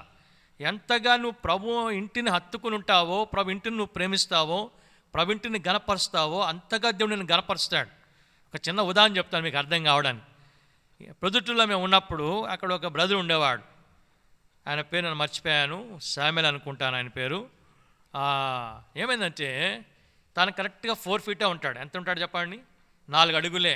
మనిషి నల్లగా ఉంటాడు, నవ్వితే పళ్ళు తప్ప ఇంకెక్కడ తెల్ల కనబడదు, అంత నల్లగా ఉంటాడు. కానీ మందిరంలో ప్రతి పని చేసేవాడు, చాలా కష్టపడి అన్నీ చేసేవాడు, ఎప్పుడు మందిరం ఉండేవాడు. అందరూ ఏమన్నారంటే వీడు ఎప్పుడు చూసినా మందిరంలో ఉంటున్నాడు, వీడు ఏం పాస్ అవుతాడు బా, వీడు ఏం చదువుకుంటాడు, అసలు వీడేం పైకి వస్తాడని చెప్పి మాట్లాడుకుంటూ వచ్చారు. 10th క్లాస్ వచ్చింది, 10th ఎగ్జామ్స్ రాశాడు. అందరూ ఫస్ట్ క్లాస్లో పాస్ అయితే మన ఫస్ట్ క్లాస్లో ఫెయిల్ అయిపోయాడు. ఇప్పుడు ఏమైంది, ఫస్ట్ క్లాస్లో ఫెయిల్ అయిపోయాడు. ఫెయిల్ అయిపోగానే అందరూ ఏమన్నారంటే వీడు ఎప్పుడు చూసినా మందిరంలో ఉంటాడు, ఇంకేం పాస్ అవుతాడని చెప్పేసి అందరూ ఆయన గురించి రకరకాలుగా మాట్లాడుకున్నారు. కానీ ఆ వ్యక్తి మాత్రం మందిరాన్ని విడిచిపెట్టలే. పాస్ అవ్వకపోయినా ఫెయిల్ అయినా కూడా మందిరాన్ని విడిచిపెట్టకుండా మందిరంలో నమ్మకంగా ఉన్నాడు, అన్ని పనులు చేస్తూ వచ్చాడు. ఒక దినాన పేపర్లో ఒక ఇది పడింది, ఏంటంటారు దాన్ని, ఒక ఉద్యోగాన్ని గురించి, ఏమంటారు దాన్ని, కాదండి అడ్వర్టైజ్మెంట్ కాదు, నోటిఫికేషన్, సారీ, నోటిఫికేషన్ ఒకటి పడింది. బ్యాంకులో మెసెంజర్ పోస్టులు ఉన్నాయి, అప్లై చేసుకోండి అని. మెసెంజర్ పోస్టులు అప్లై చేసుకోమని అక్కడ క్వాలిఫికేషన్ ఏం పెట్టారంటే 10th ఫెయిల్ అని పెట్టారు. చెప్పండి ఏమని పెట్టారు, 10th ఫెయిల్. బ్యాంకులో ఏంటి, మెసెంజర్ పోస్ట్. మనం అప్లై నో రిప్లై కదండి.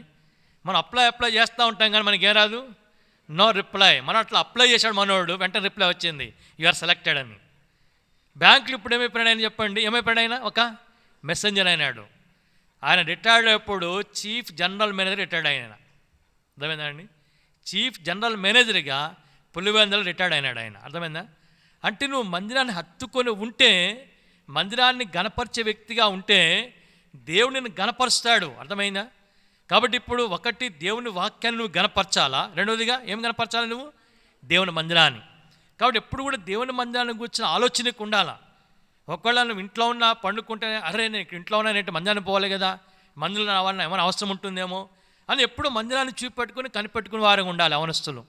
కాబట్టి ఆ రీతిగా యవనస్తులనే కాదు పెద్దవాళ్ళని కూడా ఎప్పుడు కూడా మందిరాన్ని కూర్చున్నటువంటి ఆలోచన మనకు కలిగి ఉండి మందిరాన్ని గణపరిచే వ్యక్తిగా ఉంటే మనం దేవుని గణపరిచినట్లు. మందిరం అంటే దేవుని యొక్క చెప్పండి ఇల్లు కదండి, గాడ్స్ డ్వెల్లింగ్ ప్లేస్ అంటారు కదా, దేవుని యొక్క ఇల్లు. మూడవదిగా ఎవరిని కనపరచాలా, రూతు గ్రంథం 1వ అధ్యాయం 16వ వచనం. రూతు 1:16 చదవండి. రూతు గ్రంథం 1వ అధ్యాయం 16వ వచనం.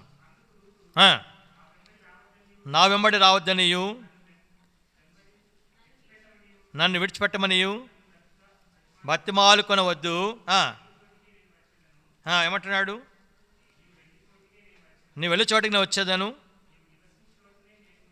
నువ్వు నివసించోటి నేను నివసించేదను, నీ జనమే నా జనము, నీ దేవుడే నా దేవుడు. ఇక్కడ మూడవ మాట ఏంటంటే దేవుని యొక్క ప్రజలను మనం కనపరచాలా. చెప్పండి ఎవరిని కనపరచాలా, దేవుని యొక్క ప్రజలు. నీ జనమే నేను చెప్పమంటున్నామే నా జనం.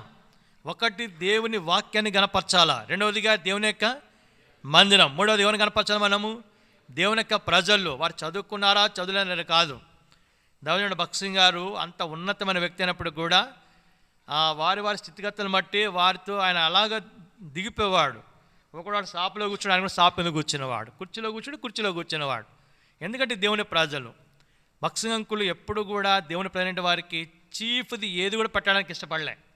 ఆ దినాల్లో కూడా, ఇప్పుడంటే దేవుడు అని మనకి సమృద్ధికి ఇచ్చాడు కానీ ఆ దినాలు అంతా లేనప్పుడు కూడా శ్రేష్టమైనదే పెట్టమని చెప్తూ వచ్చేవాడు. కాబట్టి అంటే దేవుని ప్రజలు అంతగానే ప్రేమిస్తూ వచ్చాడు. కాబట్టి ఈనాడు మనము కూడా గమనించండి, ఒకటి దేవుని వాక్యాన్ని మనం గణపరచాలా, రెండవదిగా దేవుని ఇంటిని గణపరచాలా, మూడవదిగా దేవుని ప్రజలను చెప్పండి ఏం చేయాలి మనము గణపరచాలా, దేవుని దాసులను మనం గణపరచాలా. నువ్వు ఎంతగా గణపరిచే వ్యక్తిగా ఉంటావో దేవుడిని కూడా అంతగా గణపరిచే వ్యక్తిగా ఉంటాడు. యోసేపు ఫలించిన కారణం ఏంటంటే మొట్టమొదటిదిగా పాపానికి దూరంగా ఉన్నాడు, రెండవదిగా విధేయత చూపించేవాడుగా ఉన్నాడు, మూడవదిగా చెప్పండి దేవుని చేస్తాడైనా గణపరిచే వ్యక్తిగా ఉన్నాడు. 4వ మాటకి వెళ్దాం రండి. ఆది కాండం 42వ అధ్యాయం. ఆది కాండము 42వ అధ్యాయము గమనించండి 18వ వచనం. ఆది కాండము 42:18 చదవండి. ఏమంటాడు అక్కడ, 3వ దినమున యోసేపు వాని చూచి నేను దేవునికి భయపడువాడను. చాలండి. ఏమంటున్నాడు అక్కడ, నాకు ఏముంది చెప్పండి దేవుని భయం ఉంది. కాబట్టి ఇప్పుడు మనం ఫలించాలంటే 4వదిగా మనలో చెప్పండి ఏముండాలా, దేవుని యొక్క భయం. అర్థమైందా, దేవుడు ఉన్నాడు, దేవుడు చూస్తున్నాడని భయం మనకు ఉండాల. కీర్తన 4:4 చదవండి. 4వ కీర్తన 4వ వచనం. 4వ కీర్తన 4వ వచనం. భయము నుండి పాపం చేయొద్దు. భయం ఉంటే చెప్పండి ఏం చేయమంటాం మనము? పాపం చేయం. రెండవదిగా ఈ భయము మనకు ఎటువంటిది? యెషయా గ్రంథం 11వ అధ్యాయం 3వ వచనం. యెషయా గ్రంథం 11వ అధ్యాయం 3వ వచనం. చెప్పండి, మనకి ఇంపైన సువాసన ఏంటి? ఆ పర్ఫ్యూమ్ ఈ పర్ఫ్యూమ్ కొట్టుకోవడం కాదు, అర్థమైందా? అది కొంతసేపే వాసన వస్తుంది, కానీ మనకి ఇంపైన సువాసన ఏంటంట? యెహోవా యొక్క భయం. యెహోవా భయం ఉండి పాపం చేయొద్దు అంటాడు. రెండవదిగా యెహోవా భయం మనకి ఇంపైన సువాసన. మూడవదిగా యెషయా గ్రంథం 33వ అధ్యాయం 6వ వచనం. యెషయా గ్రంథం 33:6 లాస్ట్ లైన్ ఉంటుంది అక్కడ. యెహోవా భయము వారికి ఐశ్వర్యం. చాలండి. యెహోవా భయం ఉంటే పాపం చేయం. యెహోవా భయం మనకు ఇంపైన సువాసన. మూడవదిగా యెహోవా భయం చెప్పడం మనకేంటది? ఐశ్వర్యం. కార్లు కనుగొనడం కాదు, ఇల్లు కనుగొనడం కాదు. దేవుని భయం ఉంటే అదే మనకు ఐశ్వర్యం.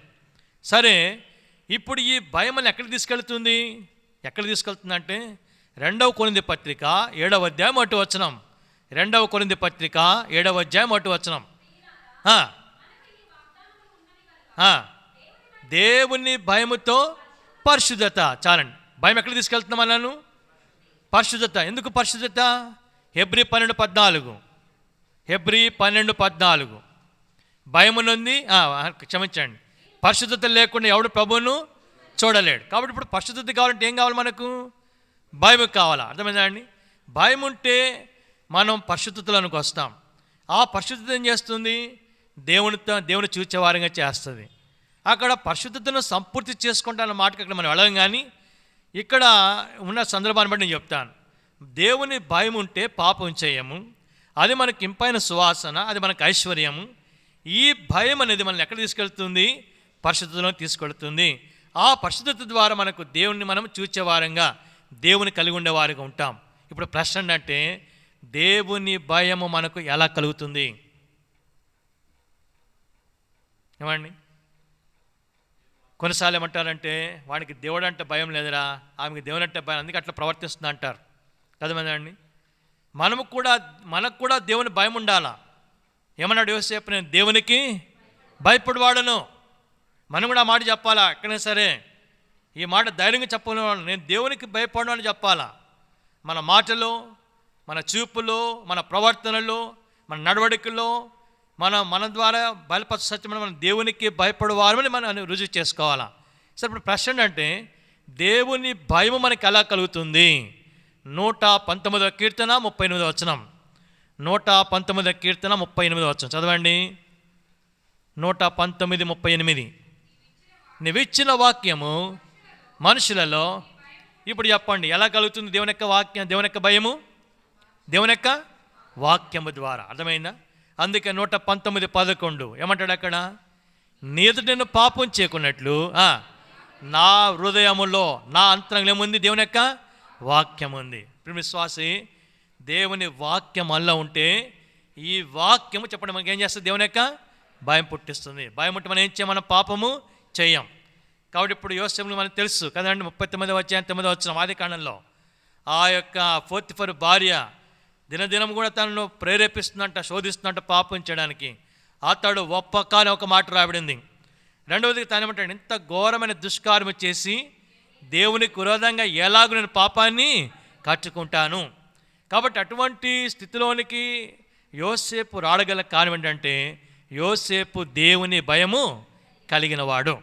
కాబట్టి ఇప్పుడు మనకు కూడా ఏముండాలి? దేవుడు అంటే భయం ఉండాలి. మనం చేసే ప్రతి దాంట్లో కూడా, అడుగుపెట్టే ప్రతి అడుగుల్లో, ఆలోచించే ప్రతి ఆలోచనలో, ప్రతి మాటలో, ప్రతి విషయంలో కూడా దేవుని యొక్క భయం మనకు ఉండాలి. దేవుని యొక్క భయం మనకు కలిగి ఉంటే పరిశుద్ధత మనం కలిగి ఉంటాం. పరిశుద్ధత ద్వారా దేవుని చూచేవారు ఉంటాం. దేవుని భయం కలిగి ఉంటే ఇంకొక అనుభవం చెప్పిన ముందుకు ఆడతాను రండి. నిర్గమకాండము 1వ అధ్యాయం. నిర్గమకాండం దయచేసి 1వ అధ్యాయము చదవండి. 20వ వచనం.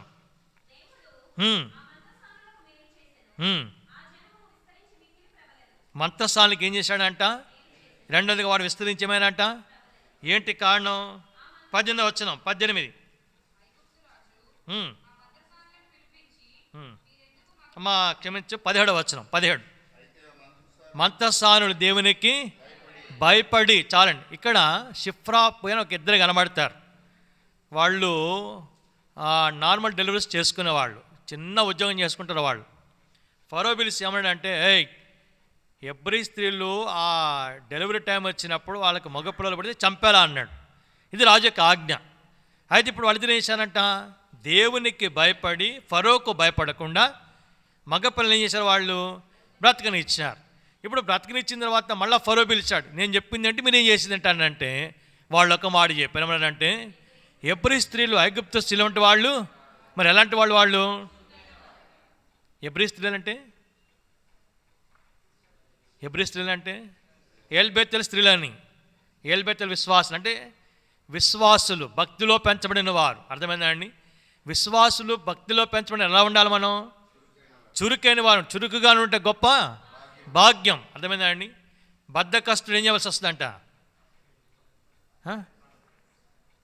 బద్ధకస్తుడు సామెతలు 10:4 వచ్చాం అనుకుంటా, చూడండి. బద్ధకంగా పనిచేసేవాడు, చెప్పండి. బద్ధకంగా పనిచేసేవాడు ఏమంటాడంట? దరిద్రుడు. శ్రద్ధగా గలవాడు ఏమవుతాడంట? కాబట్టి బద్ధకస్తులుగా మనం సోమర్థనంగా ఉండకూడదు. ఎలా ఉండి చెప్పండి, ఎలా ఉండాలా? ఇక్కడ ఎన్ని గంటలకు ఆరాధన? 10కా? ఎన్ని గంటలకు రావాలా? పోదాంలే. తపలా కొట్టాడు ముందు వస్తాడు తపలా కొట్టాలని, కీబోర్డ్ వాంచి ముందు వస్తాడు కీబోర్డ్ వాంచాలని. కానీ మిగతా వాళ్ళు ఒకటో పాట, రెండో పాట, మూడో పాట పాడుతుంటారు. వాళ్ళేగా పాడేది, వాళ్ళేగా వాక్యం చెప్పేది, పోదామని అనుకుంటారు. అలా ఉండకూడదు. ఎలా ఉండి చెప్పండి మనం? హెబ్రీ స్త్రీలు ఐగుప్తు స్త్రీలు అంటే వాళ్ళు మీరు ఎలాంటి వాళ్ళు? చురుకైన వాళ్ళు. ఇన్ టైంలో రావాలా కదా అండి? సమయానికి రావాలా, మనం ముందే రావాలా. 9-10 గంటలకి ఆరాధన అంటే 9:30కి వచ్చి ప్రార్థన చేసుకునే వారికి ఉండాలా. ఆ క్రమం భక్తిగా నేర్పించాడు మనకి కదా అండి? ఆ క్రమం మనకు కలిగి ఉండాలా. కాబట్టి చురుకుగా ఉండాలా, ఎప్పుడు కూడా సోమర్థనం ఉండకూడదు. ప్రతిదీ కూడా చాలా యాక్టివ్గా మనం ఉండాలా. సరే, ఇప్పుడు వాళ్ళు ఈ మాట చెప్పినప్పుడు వారు దేవునికి భయపడ్డారు, ఫరోకి వాళ్ళు భయపడలేదు. ఇక్కడ ఒక మాట చెప్తాను వినండి. ఎవరైతే దేవునికి భయపడతారో వారు లోకానికి భయపడరు. ఎవరైతే దేవునికి పడతారో సాతానికి భయపడరు. అర్థమైందండి? నువ్వు దేవునికి భయపడే వ్యక్తి ఉంటే లోకానికి భయపడవు, నువ్వు దేవునికి భయపడే వ్యక్తి ఉంటే సాతానికి భయపడము. అర్థమైందా? నువ్వు సాతానుకు లోకానికి భయపడే వ్యక్తి ఉంటే దేవునికి భయపడవు. కానీ ఇప్పుడు మనం ఎవరికి భయపడాలా చెప్పండి? మత్తయి సువార్త 10:28 ఏమంటాడంటే, దేహమును చంపువారికి నువ్వు భయపడొద్దు, ఆత్మను దేహమును కూడా నరకంలో నశింపచేసేవానికి మిక్కిలి భయపడు అంటాడు. కాబట్టి ఇప్పుడు గమనించండి, ఎప్పుడైతే దేవునికి భయపడే వ్యక్తిగా ఉంటావో, దేవునికి భయపడే వ్యక్తి ఉంటే దేవునికి మేలు చేస్తాడు, నేను విస్తరింప చేస్తాడు. 21వ వచనం, నిర్గమ 1:21 చూడండి. ఏమంటాడు అక్కడ? ఆ మంతసానులు దేవునికి భయపడినందున ఆయనకేసంట అభివృద్ధి కలగ చేశాడు, అభివృద్ధి కలగ చేస్తూ వచ్చాడు. ఇక్కడ ఒక చిన్న తలంపు చెప్పి ఇంకో మాట చెప్పి ముగిస్తా. చూడండి, యోసేపు యొక్క జీవితంలో ఆయన కలలు కన్నాడు. ఈ కలలు కన్నప్పుడు, కలలు కన్న తర్వాత వెంటనే కలలు తన జీవితం నెరవేర్చబడలే. తాను కనిన కల ఒకటైతే తన జీవితంలో ఎదుర్కొన్న పరిస్థితులు ఇంకొకలా ఉంటూ వచ్చినాయి. అవునా కదా? ఏమండి? తన కళ ప్రకారం అయితే తాను ఉన్నతమైన వ్యక్తిగా ఉండాలా, సహోదరులు వచ్చి ఆయనకి నమస్కారం చేయాలా, ఇవన్నీ కళ. కానీ ఇప్పుడు కళకు ఆయన జీవితానికి సంబంధం లేదు. జీవితంలో ఆటుపోట్లు వచ్చినాయి, ఎన్నో అడ్డులు వచ్చినాయి, ఆటంకాలు వచ్చినాయి. తన జీవితాన్ని తినివేసే పశువులు ఎన్నో తన మీదకి వచ్చినాయి, ఎన్నో పరిస్థితులను ఆవరిస్తూ వచ్చినాయి. దేవునికి భయపడువాడుగా ఉన్న కారణాన్ని బట్టి ఎన్ని అడ్డులు, ఆటంకాలు, ఏ పరిస్థితులు వచ్చినప్పుడు కూడా యోసేపు యొక్క అభివృద్ధిని కానీ, యోసేపు యొక్క ఉన్నత స్థితిని కానీ అవి ఆటంకపరచలేకపోతే వచ్చినాయి. ప్రేమను ఎవరి బిడ్డ జ్ఞాపకం పెట్టుకో. నువ్వు దేవునికి భయపడే వ్యక్తిగా ఉంటే, ఏదైతే దేవుడిని హెచ్చించాలనుకుంటున్నాడో, ఎక్కడైతే దేవుడిని ఉన్నతమైన స్థితిలో పెట్టాలనుకుంటున్నాడో, ఆ ఉన్నతమైన స్థితికి పోకుండా నీ జీవితంలో అడ్డుగా, ఆటంకంగా వచ్చి వాటన్నిటిని కూడా దేవుడు కొట్టివేస్తాడు. నువ్వు దాని గురించి ఆలోచించేన అవసరం లే. యోసేపు యొక్క జీవితం మనకు గొప్ప మాదిరి. నువ్వు దేవునికి భయపడే వ్యక్తిగా ఉండాలి, నువ్వు పరిశుద్ధంగా ఉండాలా, నీ జీవితాన్ని భక్తిగా నువ్వు కాపాడుకోవాలా, ఎక్కడ కూడా పాపానికి అవకాశం ఇవ్వకూడదు. ప్రతి విషయంలో కూడా నిన్ను నువ్వు భద్రపరుచుకుని పవిత్రంగా కాపాడుకుంటే నిన్ను ఆటంకపరిచే ప్రతి స్థితిని కూడా దేవుడు అణచివేస్తాడు, నిన్ను పైకి లేపుతూ ఉంటాడు ఆయన. చాలా విశేషమైన సంగతి ఇది.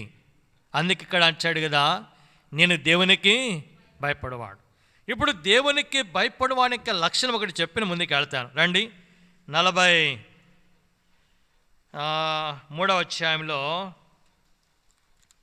ఒక మాట అంటాడండి ఆయన, చాలా చక్కని మాట. 45వ అధ్యాయం 4వ వచనం చదవండి. 5వ వచనం 45:5. నేను ఇక్కడికి వచ్చినట్లు నన్ను అమ్మివేసినందుకు మీరేం చదవద్దు అంటున్నాడు ఆయన. దేవునికి భయపడే వారికి లక్షణాలు చూడండి అట్టుంటాయో. బాధ పెట్టాళ్ళు, అమ్మేశారు, గుంతలో పడేశారు కదా, నాన్న ఇబ్బంది పెట్టారు. అలాంటి వారితో ఏమంటున్నాడు, మీరు నన్ను అమ్మివేసినందుకు మీరేమి కూడా ఏం కావద్దంట, దుఃఖపడొద్దు అన్నాడు. మరొక మాట 50వ అధ్యాయం యెషయా గ్రంథం ఆదికాండం 50వ అధ్యాయం 19-21.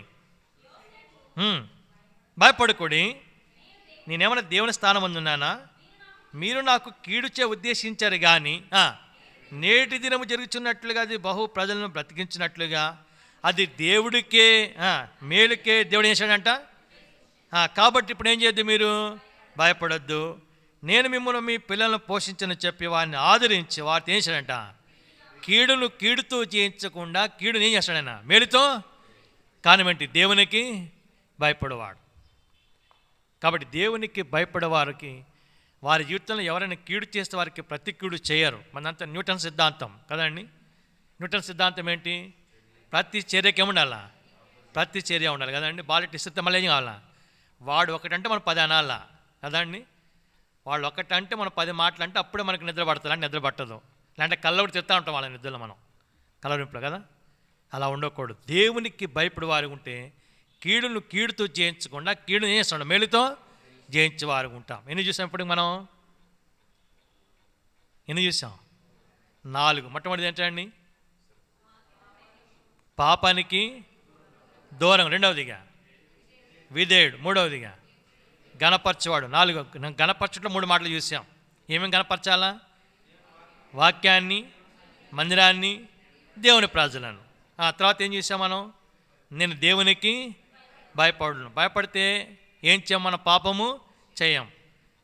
దేవుని యొక్క భయం మనకి ఎటువంటిది? ఇంపైన. 2వదిగా ఐశ్వర్యం. 3వది మనకి ఏం కలిగేస్తుంది? పరిశుద్ధత. ఎందుకు పరిశుద్ధత? ప్రభుని చూడడానికి. ఆ భయం మనకి ఎలా కలుగుతుంది? దేవుని యొక్క వాక్యం. అర్థమైందండి? కాబట్టి ఇప్పుడు భయం కలిగి మనం ప్రవర్తిస్తే దేవుడు మనకి ఏం చేస్తాడు? చూసాం కదా ఇప్పుడే నిర్గమకాండం 1:20 మేలు చేస్తాడు. 2వదిగా విస్తరింప చేస్తాడు. 3వదిగా అభివృద్ధి చేసేవాడుగా ఉంచాడు. మేలు చేసేవారికి లక్షణాలు ఎలా ఉంటాయంటే కీడుకు కీడు చేరి కానీ కీడును మేలుతో జయించేవారు. ఇంకా చాలా విషయాలు చూడొచ్చు కానీ మన సమయం లేదు, ముందుకు వెళదాం. 5వ మాట చెప్పిన ముగిస్తాను. 5వది ఏంటంటే చూడండి 39వ అధ్యాయం. ఏ 39? ఆదికాండం. Very good. ఆదికాండం 39వ అధ్యాయం 6వ వచనం. ఆదికాండము 39:6 చదవండి. ఏమంటాడు అక్కడ? అతడు తన కలినంతే యోసేపు చేతికి అప్పగించి తాను ఆహారం తినట తప్ప తనకి ఏమి ఉన్నదో ఏమి లేదో విచారించిన వాడు కాడంటండి. ఏమున్నదో చెప్పండి, ఏమి లేదో విచారించిన వాడు కాడు. ఎవరు? యజమాని. పోతిఫర్ ఇంట్లో ఉన్నాడు. పోతిఫర్ ఇంట్లోనికి యోసేపు ఎలాగొచ్చాడు? ఒక బానిసగా వచ్చాడు. ఒక బానిసగా వచ్చినటువంటి యోసేపు ఆ ఇంటికి అధికారి అయిపోయాడు. ఎలా అయిపోయాడు? కారణం ఏంటి? నమ్మకస్తుడు. చెప్పండి ఏంటి ఆయన? కాబట్టి ఇప్పుడు 5వ తలంపు ఏంటి? ఎలా ఉండాలి మనం? నమ్మకస్తులుగా ఉండాలి. యవనస్తులుగా ప్రతి విషయంలో కూడా చెప్పండి ఎలా ఉండాలి? మనము నమ్మకంగా ఉండాలి. నమ్మకమైన వానికి డాష్ కలుగును. ఎక్కడుంది? సామెతలు 28:20 చదవండి. సామెతలు 28:20. అందుకే వాక్యం బాగా నేర్చుకోవాలి యవనస్తులు. గుర్తుపెట్టుకుంటారా మర్చిపోతారా? నమ్మకంగా మర్చిపోండి, అంతేనా? నమ్మకమైన వానికి దీవెనలు ఎలాగలుగుతాయంట? 101:6 కీర్తనలు, 101 కీర్తన 6వ వచనం.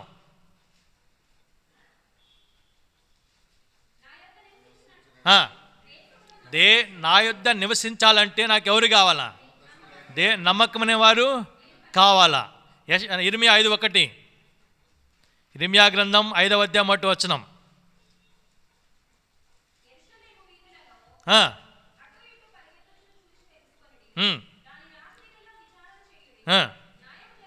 న్యాయము జరిగించచ్చు. నమ్మకంగా ఉండడానికి ఒక్కడన్నా ప్రయత్నిస్తుంటే ఏల్బేతేల్లో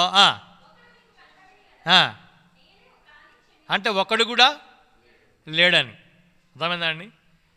ఇంతమందిలో ఒకడు కూడా లేడంట. కానీ ప్రభుకు కావాల్సింది ఎవరు? నమ్మకస్తులు. కాబట్టి ఇప్పుడు మనం ఎలా ఉండాలా? నమ్మకంగా ఉండాలా. ఎక్కడెక్కడ నమ్మకంగా ఉండాలా? ఇక్కడ ఒక 5 మాటలు చెప్తాను. 5 మాటలు అంటే మనది ఎక్కువ చెప్పాను, రెఫరెన్స్లే. నంబర్ 1 కీర్తన 122:1, యెహోవా మందిరాన్ని కొడదామని జనంలో నా తన్నప్పుడు పో అన్నా నేను కదండి. అన్నానా? ఏమన్నాడట? అంటే ఇప్పుడు ఆయన సంతోషం ఎక్కడుంది? సెల్ ఫోన్లోనా, టీవీలోనా? ఏమండి? మనకంత ఎక్కడుంటుంది? మందానికి వచ్చింది అంటానే ఉంటుంది. దేన్ని ఈ నుంచి మెసేజ్లు పోతా ఉంటే మెసేజ్లు వస్తూ ఉంటాయి. ఆగా సంతోషం ఉంటుంది. సరే, ఇక్కడ గమనించండి. మొట్టమొదటిగా దేవుని ఇంటి విషయంలో ఎలా మనము నమ్మకస్తులు. రెండవదిగా దేవుని యొక్క వాక్యమును మొదటి కీర్తన 1:2 దేవుని యెహోవా ధర్మశాస్త్రమందు ఆనందించి దివారాత్మ దివారాత్మ ధ్యానించడం అనేది నమ్మకమైనటువంటి మాట. దేవుని యొక్క వాక్యం ధ్యానించే విషయంలో. మూడవదిగా మలాకి 3:10, మలాకి 3:10, మలాకి గ్రంథం 3వ అధ్యాయం 10వ వచనం.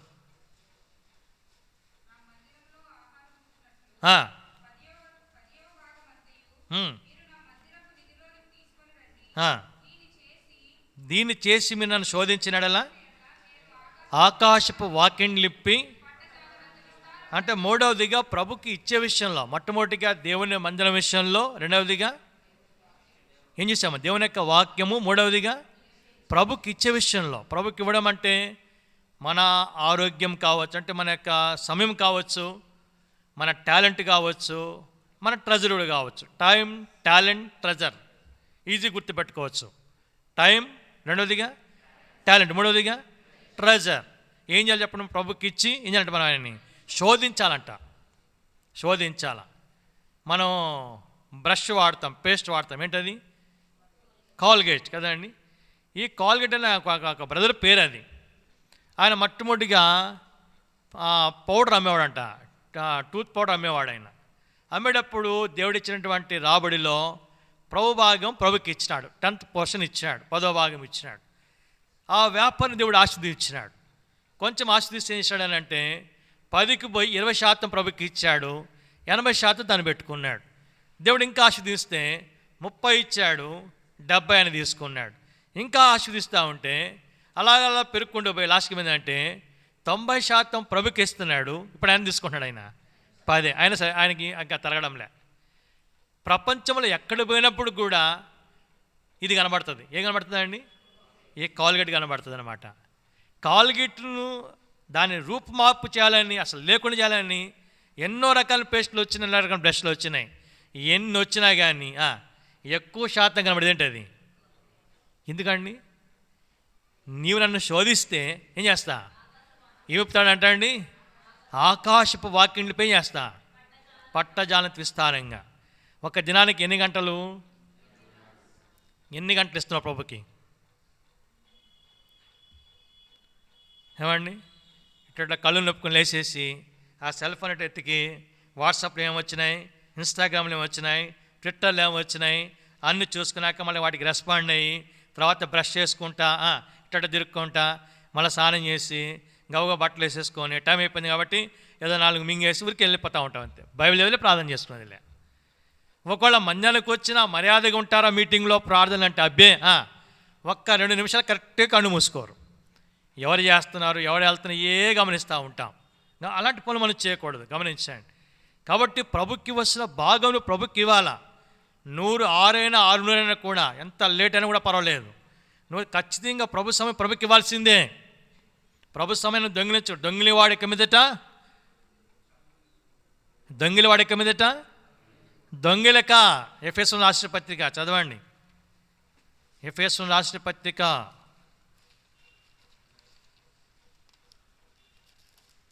4వ అధ్యాయం 27వ వచనం. దొంగిల వాడిక మీదట ఏం దొంగతనం చేయొద్దు? సమయాన్ని. రెండవదిగా తలాంతును. ఇక రానప్పుడేమో కొంచెం వస్తే అంకుల్ నేను వాయిస్తా, అంకుల్ నేను పాడతా, అంకుల్ నేను చేస్తా అనుకుంటారు. కొంచెం బాగా వచ్చింది అనుకోండి, రాయ అంటే ఇప్పుడు నాకు టైం లేదు అంకుల్, నేను డ్యూటీ పోవాలి అంకుల్ అంటే ఈయన మగోడు. అర్థమైందండి? కొన్నిసార్లు మనమే మగోళ్ళే చేస్తాం. అందుకే నేను పొరపాటు దగ్గరికి ఎక్కువ రానియను నేను. అర్థమైందా? ఎందుకంటే మళ్ళీ మనం పెద్దవాళ్ళని చేసి మనం చిన్నవాళ్ళు కావాల్సి వస్తుంది. రానియకూడదని కాదు, వాళ్ళకి నేర్పించాలి మనం. అందుకే భక్తంగా ఏం చేసేవాడు, చెప్ప స్టాండ్లో కూర్చోబెట్టాడు, సడన్ తీసుకొచ్చి ఇక్కడ నిలబెడతాడు, పాట పాడిస్తాడు, మళ్ళీ తీసుకుని అందులో కూర్చోబెడతాడు. ఇంకా మళ్ళీ వానికి మధ్యలో ఏముండదు. ఇక అర్థమైందండి? అంటే ఎవరు కూడా ప్రభులు కాకూడదని దేవుని వాక్యం చెప్తుంది. మీరు ప్రభులే ఉండక అంటాడు. కాబట్టి ఇప్పుడు వచ్చేదాకా ఒకలా ఉంటారు, వచ్చినాక ఇంకోలా తయారైపోతారు. అలా ఉండకూడదు మనం. ప్రభు నీకు ఇచ్చిన సమయం కావచ్చు, నీ టాలెంట్ కావచ్చు. మూడవదిగా ట్రెజర్ అంటే ప్రభు నీకు ఇచ్చిన రాబడి. ప్రభు భాగం ప్రభుకి తప్పకుండా పాత నిబంధనల ప్రకారం ఏమి ఇవ్వాలి మనం? మరి క్రొత్త నిబంధనలో వర్ధిల్ల కొలది. చక్కని మాట, వర్ధిల్ల కొలది. నువ్వు ఎంతగా ప్రభుకి ఇస్తుంటే అంతగా ప్రభు నీకు ఇస్తాడు. చదవండి ఒక మాట, 2వ కొరింథీయులకు రాసిన పత్రిక 9వ అధ్యాయం. 2వ కొరింథీ 9వ అధ్యాయము 7వ వచనం. సనక్కొనకయు బలవంతంగా కాకయు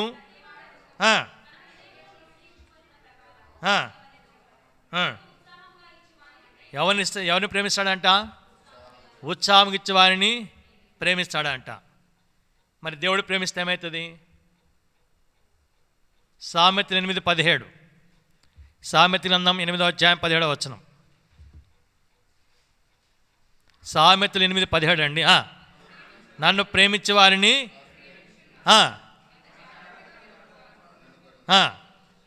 ఐశ్వర్యము, ఘనత, స్థిరమైన కలిమి, నీతి.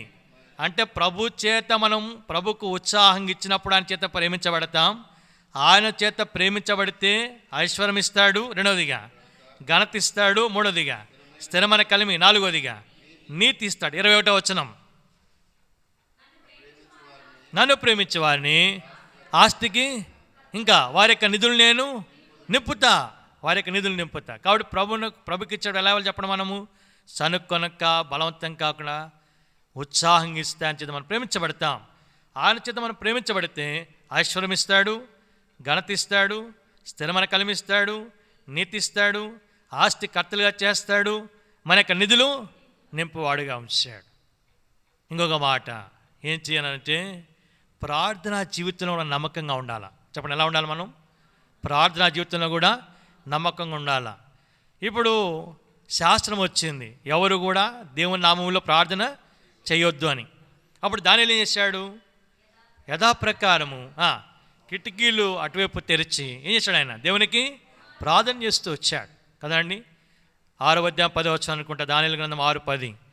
కాబట్టి ఇప్పుడు గమనించండి, ప్రార్థన విషయంలో కూడా చెప్పండి ఎలా ఉండాలి? మనము నమ్మకంగా ఉండాలా. మొట్టమొదటిగా దేవుని నమ్మకం ఉండాలి, దేవుని యొక్క మందిరానికి వచ్చేసి. రెండవదిగా వాక్య విషయంలో నమ్మకంగా ఉండాలి. మూడవదిగా ప్రభుకి ఇచ్చే విషయంలో. నాలుగవదిగా దేంట్లో? ప్రార్థనా జీవితంలో.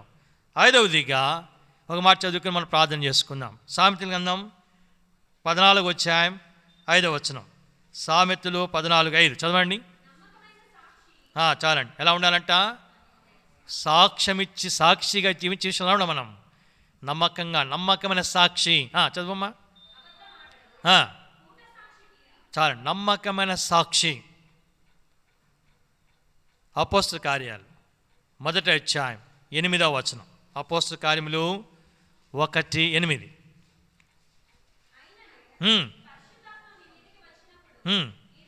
శక్తి నొందుదురు గనక యెరూషలేములోను యూదయ సమరయ బూదిగంతముల వరకు ఎలా ఉంటారో నాకు ఎక్కడెక్కడ సాక్షి ఉండాలంట? మొట్టమొదటి ఎక్కడ? యెరూషలేం అంటే దేవుని యొక్క మందిరం, సంఘం. రెండవదిగా యూదయ అంటే మన ఇంట్లో. ఏమండి? మందిరంలో మాత్రం చాలా బాగుంటుంది, ఇంటికి పోతే మన సంగతి తెలిసిపోద్ది. మూడోది ఎక్కడంట? సమరే అంటే మన కాలేజ్ కావచ్చు, మన ఆఫీస్ కావచ్చు. నాలుగోదిగా బూదిగా. ఎక్కడున్నప్పుడు కూడా మనం ఎలా ఉండాలి? ప్రభు కొరకైనా సాక్షిగా ఉండాలా.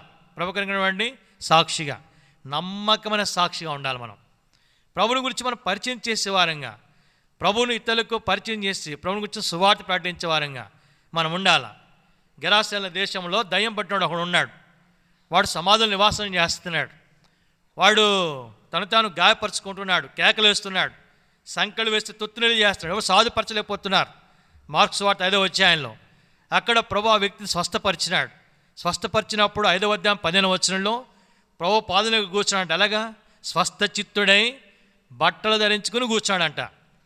ఆ తర్వాత ఇప్పుడు ప్రభు అక్కడి నుంచి వెళ్ళిపోయేటప్పుడు నువ్వు పోరా నన్ను ఇంటికి అంటే ఏమన్నాడంటే, లేదు ప్రభు నేను నీతోనే ఉంటా అని బతిమలు ఆడుకుంటున్నాడంట. అప్పుడు ప్రభు ఏమన్నాడు, లేదు నువ్వు వెళ్ళి నీ ఇంటి వారి దగ్గరికి వెళ్ళి నీకు చేసిన కాలంలన్నీ వారికి తెలియచేయి. అప్పుడు ఏం చేశాడు వాడు వెళ్ళి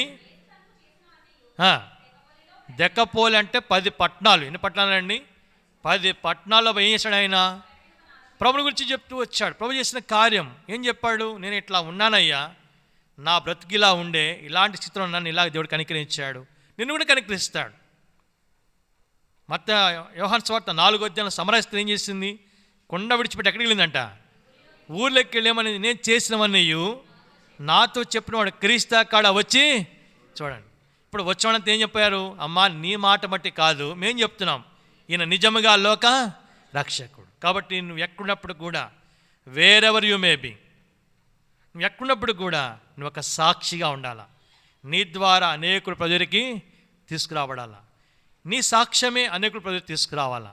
కాబట్టి ఏ విషయంలో నమ్మకం కూడా చెప్పడం? మనం 1 మందిరం, వాక్యం, ఇచ్చే విషయం, ప్రార్థించే విషయం, సాక్ష్యంగా ఉండే విషయం. మొత్తం 8 విషయాలు చూసాం మనం. ఫలించగల 5 కారణాలు. మొట్టమొదటిది గట్టి చెప్పాలా, పాపానికి ఎలా ఉండాలా? దగ్గరగా ఉండాలి కదండి. పాపంగా కనబడే ప్రతిదానికి ఏం చేయాలి? మనం దూరంగా వేరు చేసుకోవాలి. రెండవదిగా విధేయత. మూడవదిగా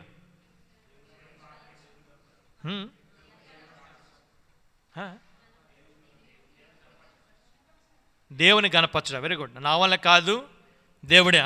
4వది నేను దేవునికి భయపడేవాడు. 5వదిగా నమ్మకమైన వారిగా ఉండాలా కదండి. ఒక దాసుడు ఇంటికి ఏమైనాడు? అధికారి అయిపోయాడు. కారణం ఏంటి? నమ్మకమైన వాడు. కాబట్టి 5 కారణాలు బట్టి యోసేపు ఫలించడి కొమ్మ. ఎక్కడ ఫలిస్తాడు ఆయన? ఊట. ఎవరు ఆ ఊట? జీవజల ఊట, ప్రభువైనటువంటి యేసు ప్రభువారు. ఆయన దాని రెమ్మలు చెప్పడం ఏమైనాట? గోడ ఎక్కి, అంటే ఇప్పుడు మన ఇంట్లో ఉన్న చెట్టు ఈ మన గోడ ఎక్కి పక్కింట్లో కూడా పోయిందంట. అట్లా ఉండాలి మన జీవితాలు. అర్థమైందండి. మనం ఆశీర్వదించబడి మన ద్వారా ప్రక్కన వాళ్ళు కూడా ఆశీర్వాదం కలగాల. అది యోసేపు యొక్క అనుభవం. అలాంటి అనుభవాన్ని ప్రభు మనకు దయచేయనుగాక ప్రార్థన చేసుకుంటాం.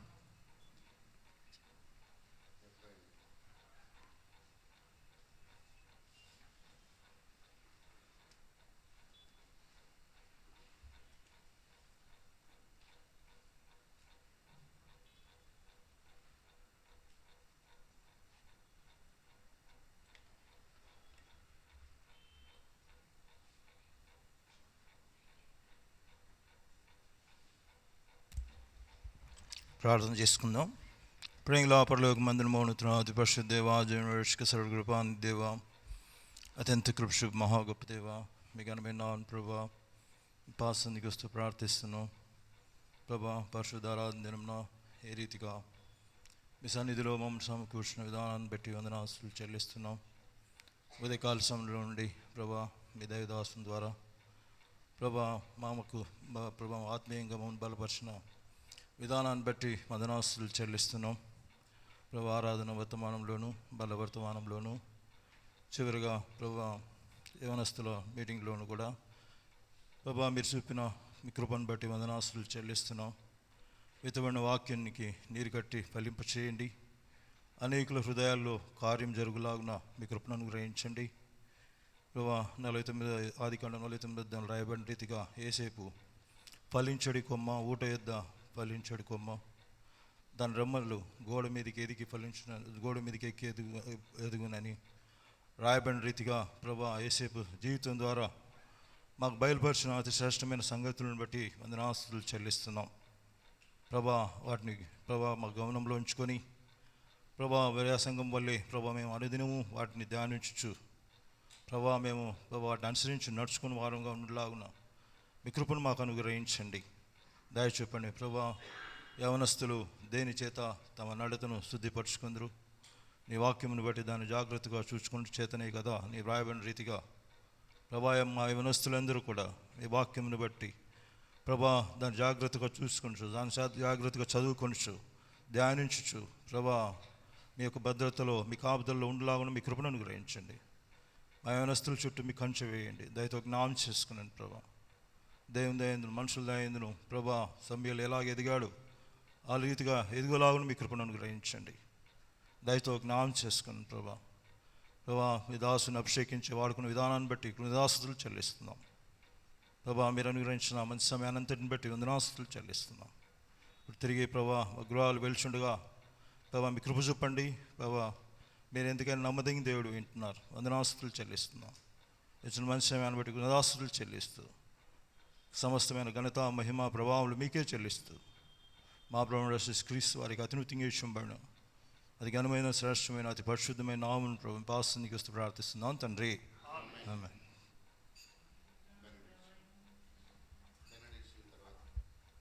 మన తండ్రి దేవుని యొక్క ప్రేమ, కుమారుడు యేసు క్రీస్తు వారి యొక్క కృప, పరిశుద్ధాత్మనిక సహవాసం కూడా వచ్చి మనందరికీ సదాకాలంతోనే నడిపించునుగాక, ఆమేన్.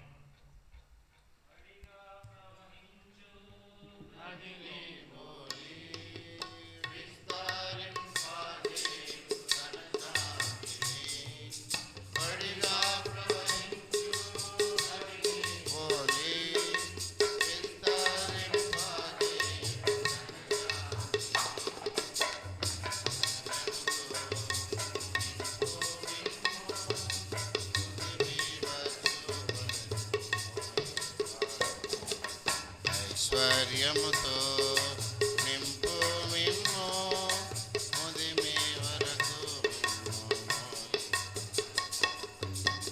ప్రభువైన యేసునందు మన ప్రభువైన యేసునందు అధికముగా పాలించుడి, అధికముగా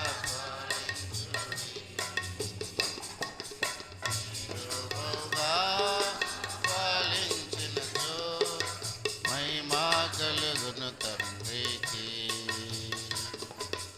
ఈ రీతిగా ఫలించినచో శిష్యులై ఉండేవారు.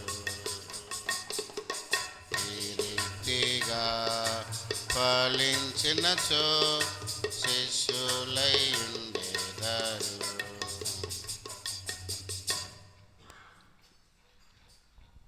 ప్రైజ్ ది లార్డ్ అండి, అందరికీ వందనాలు. యూత్ మీటింగ్కి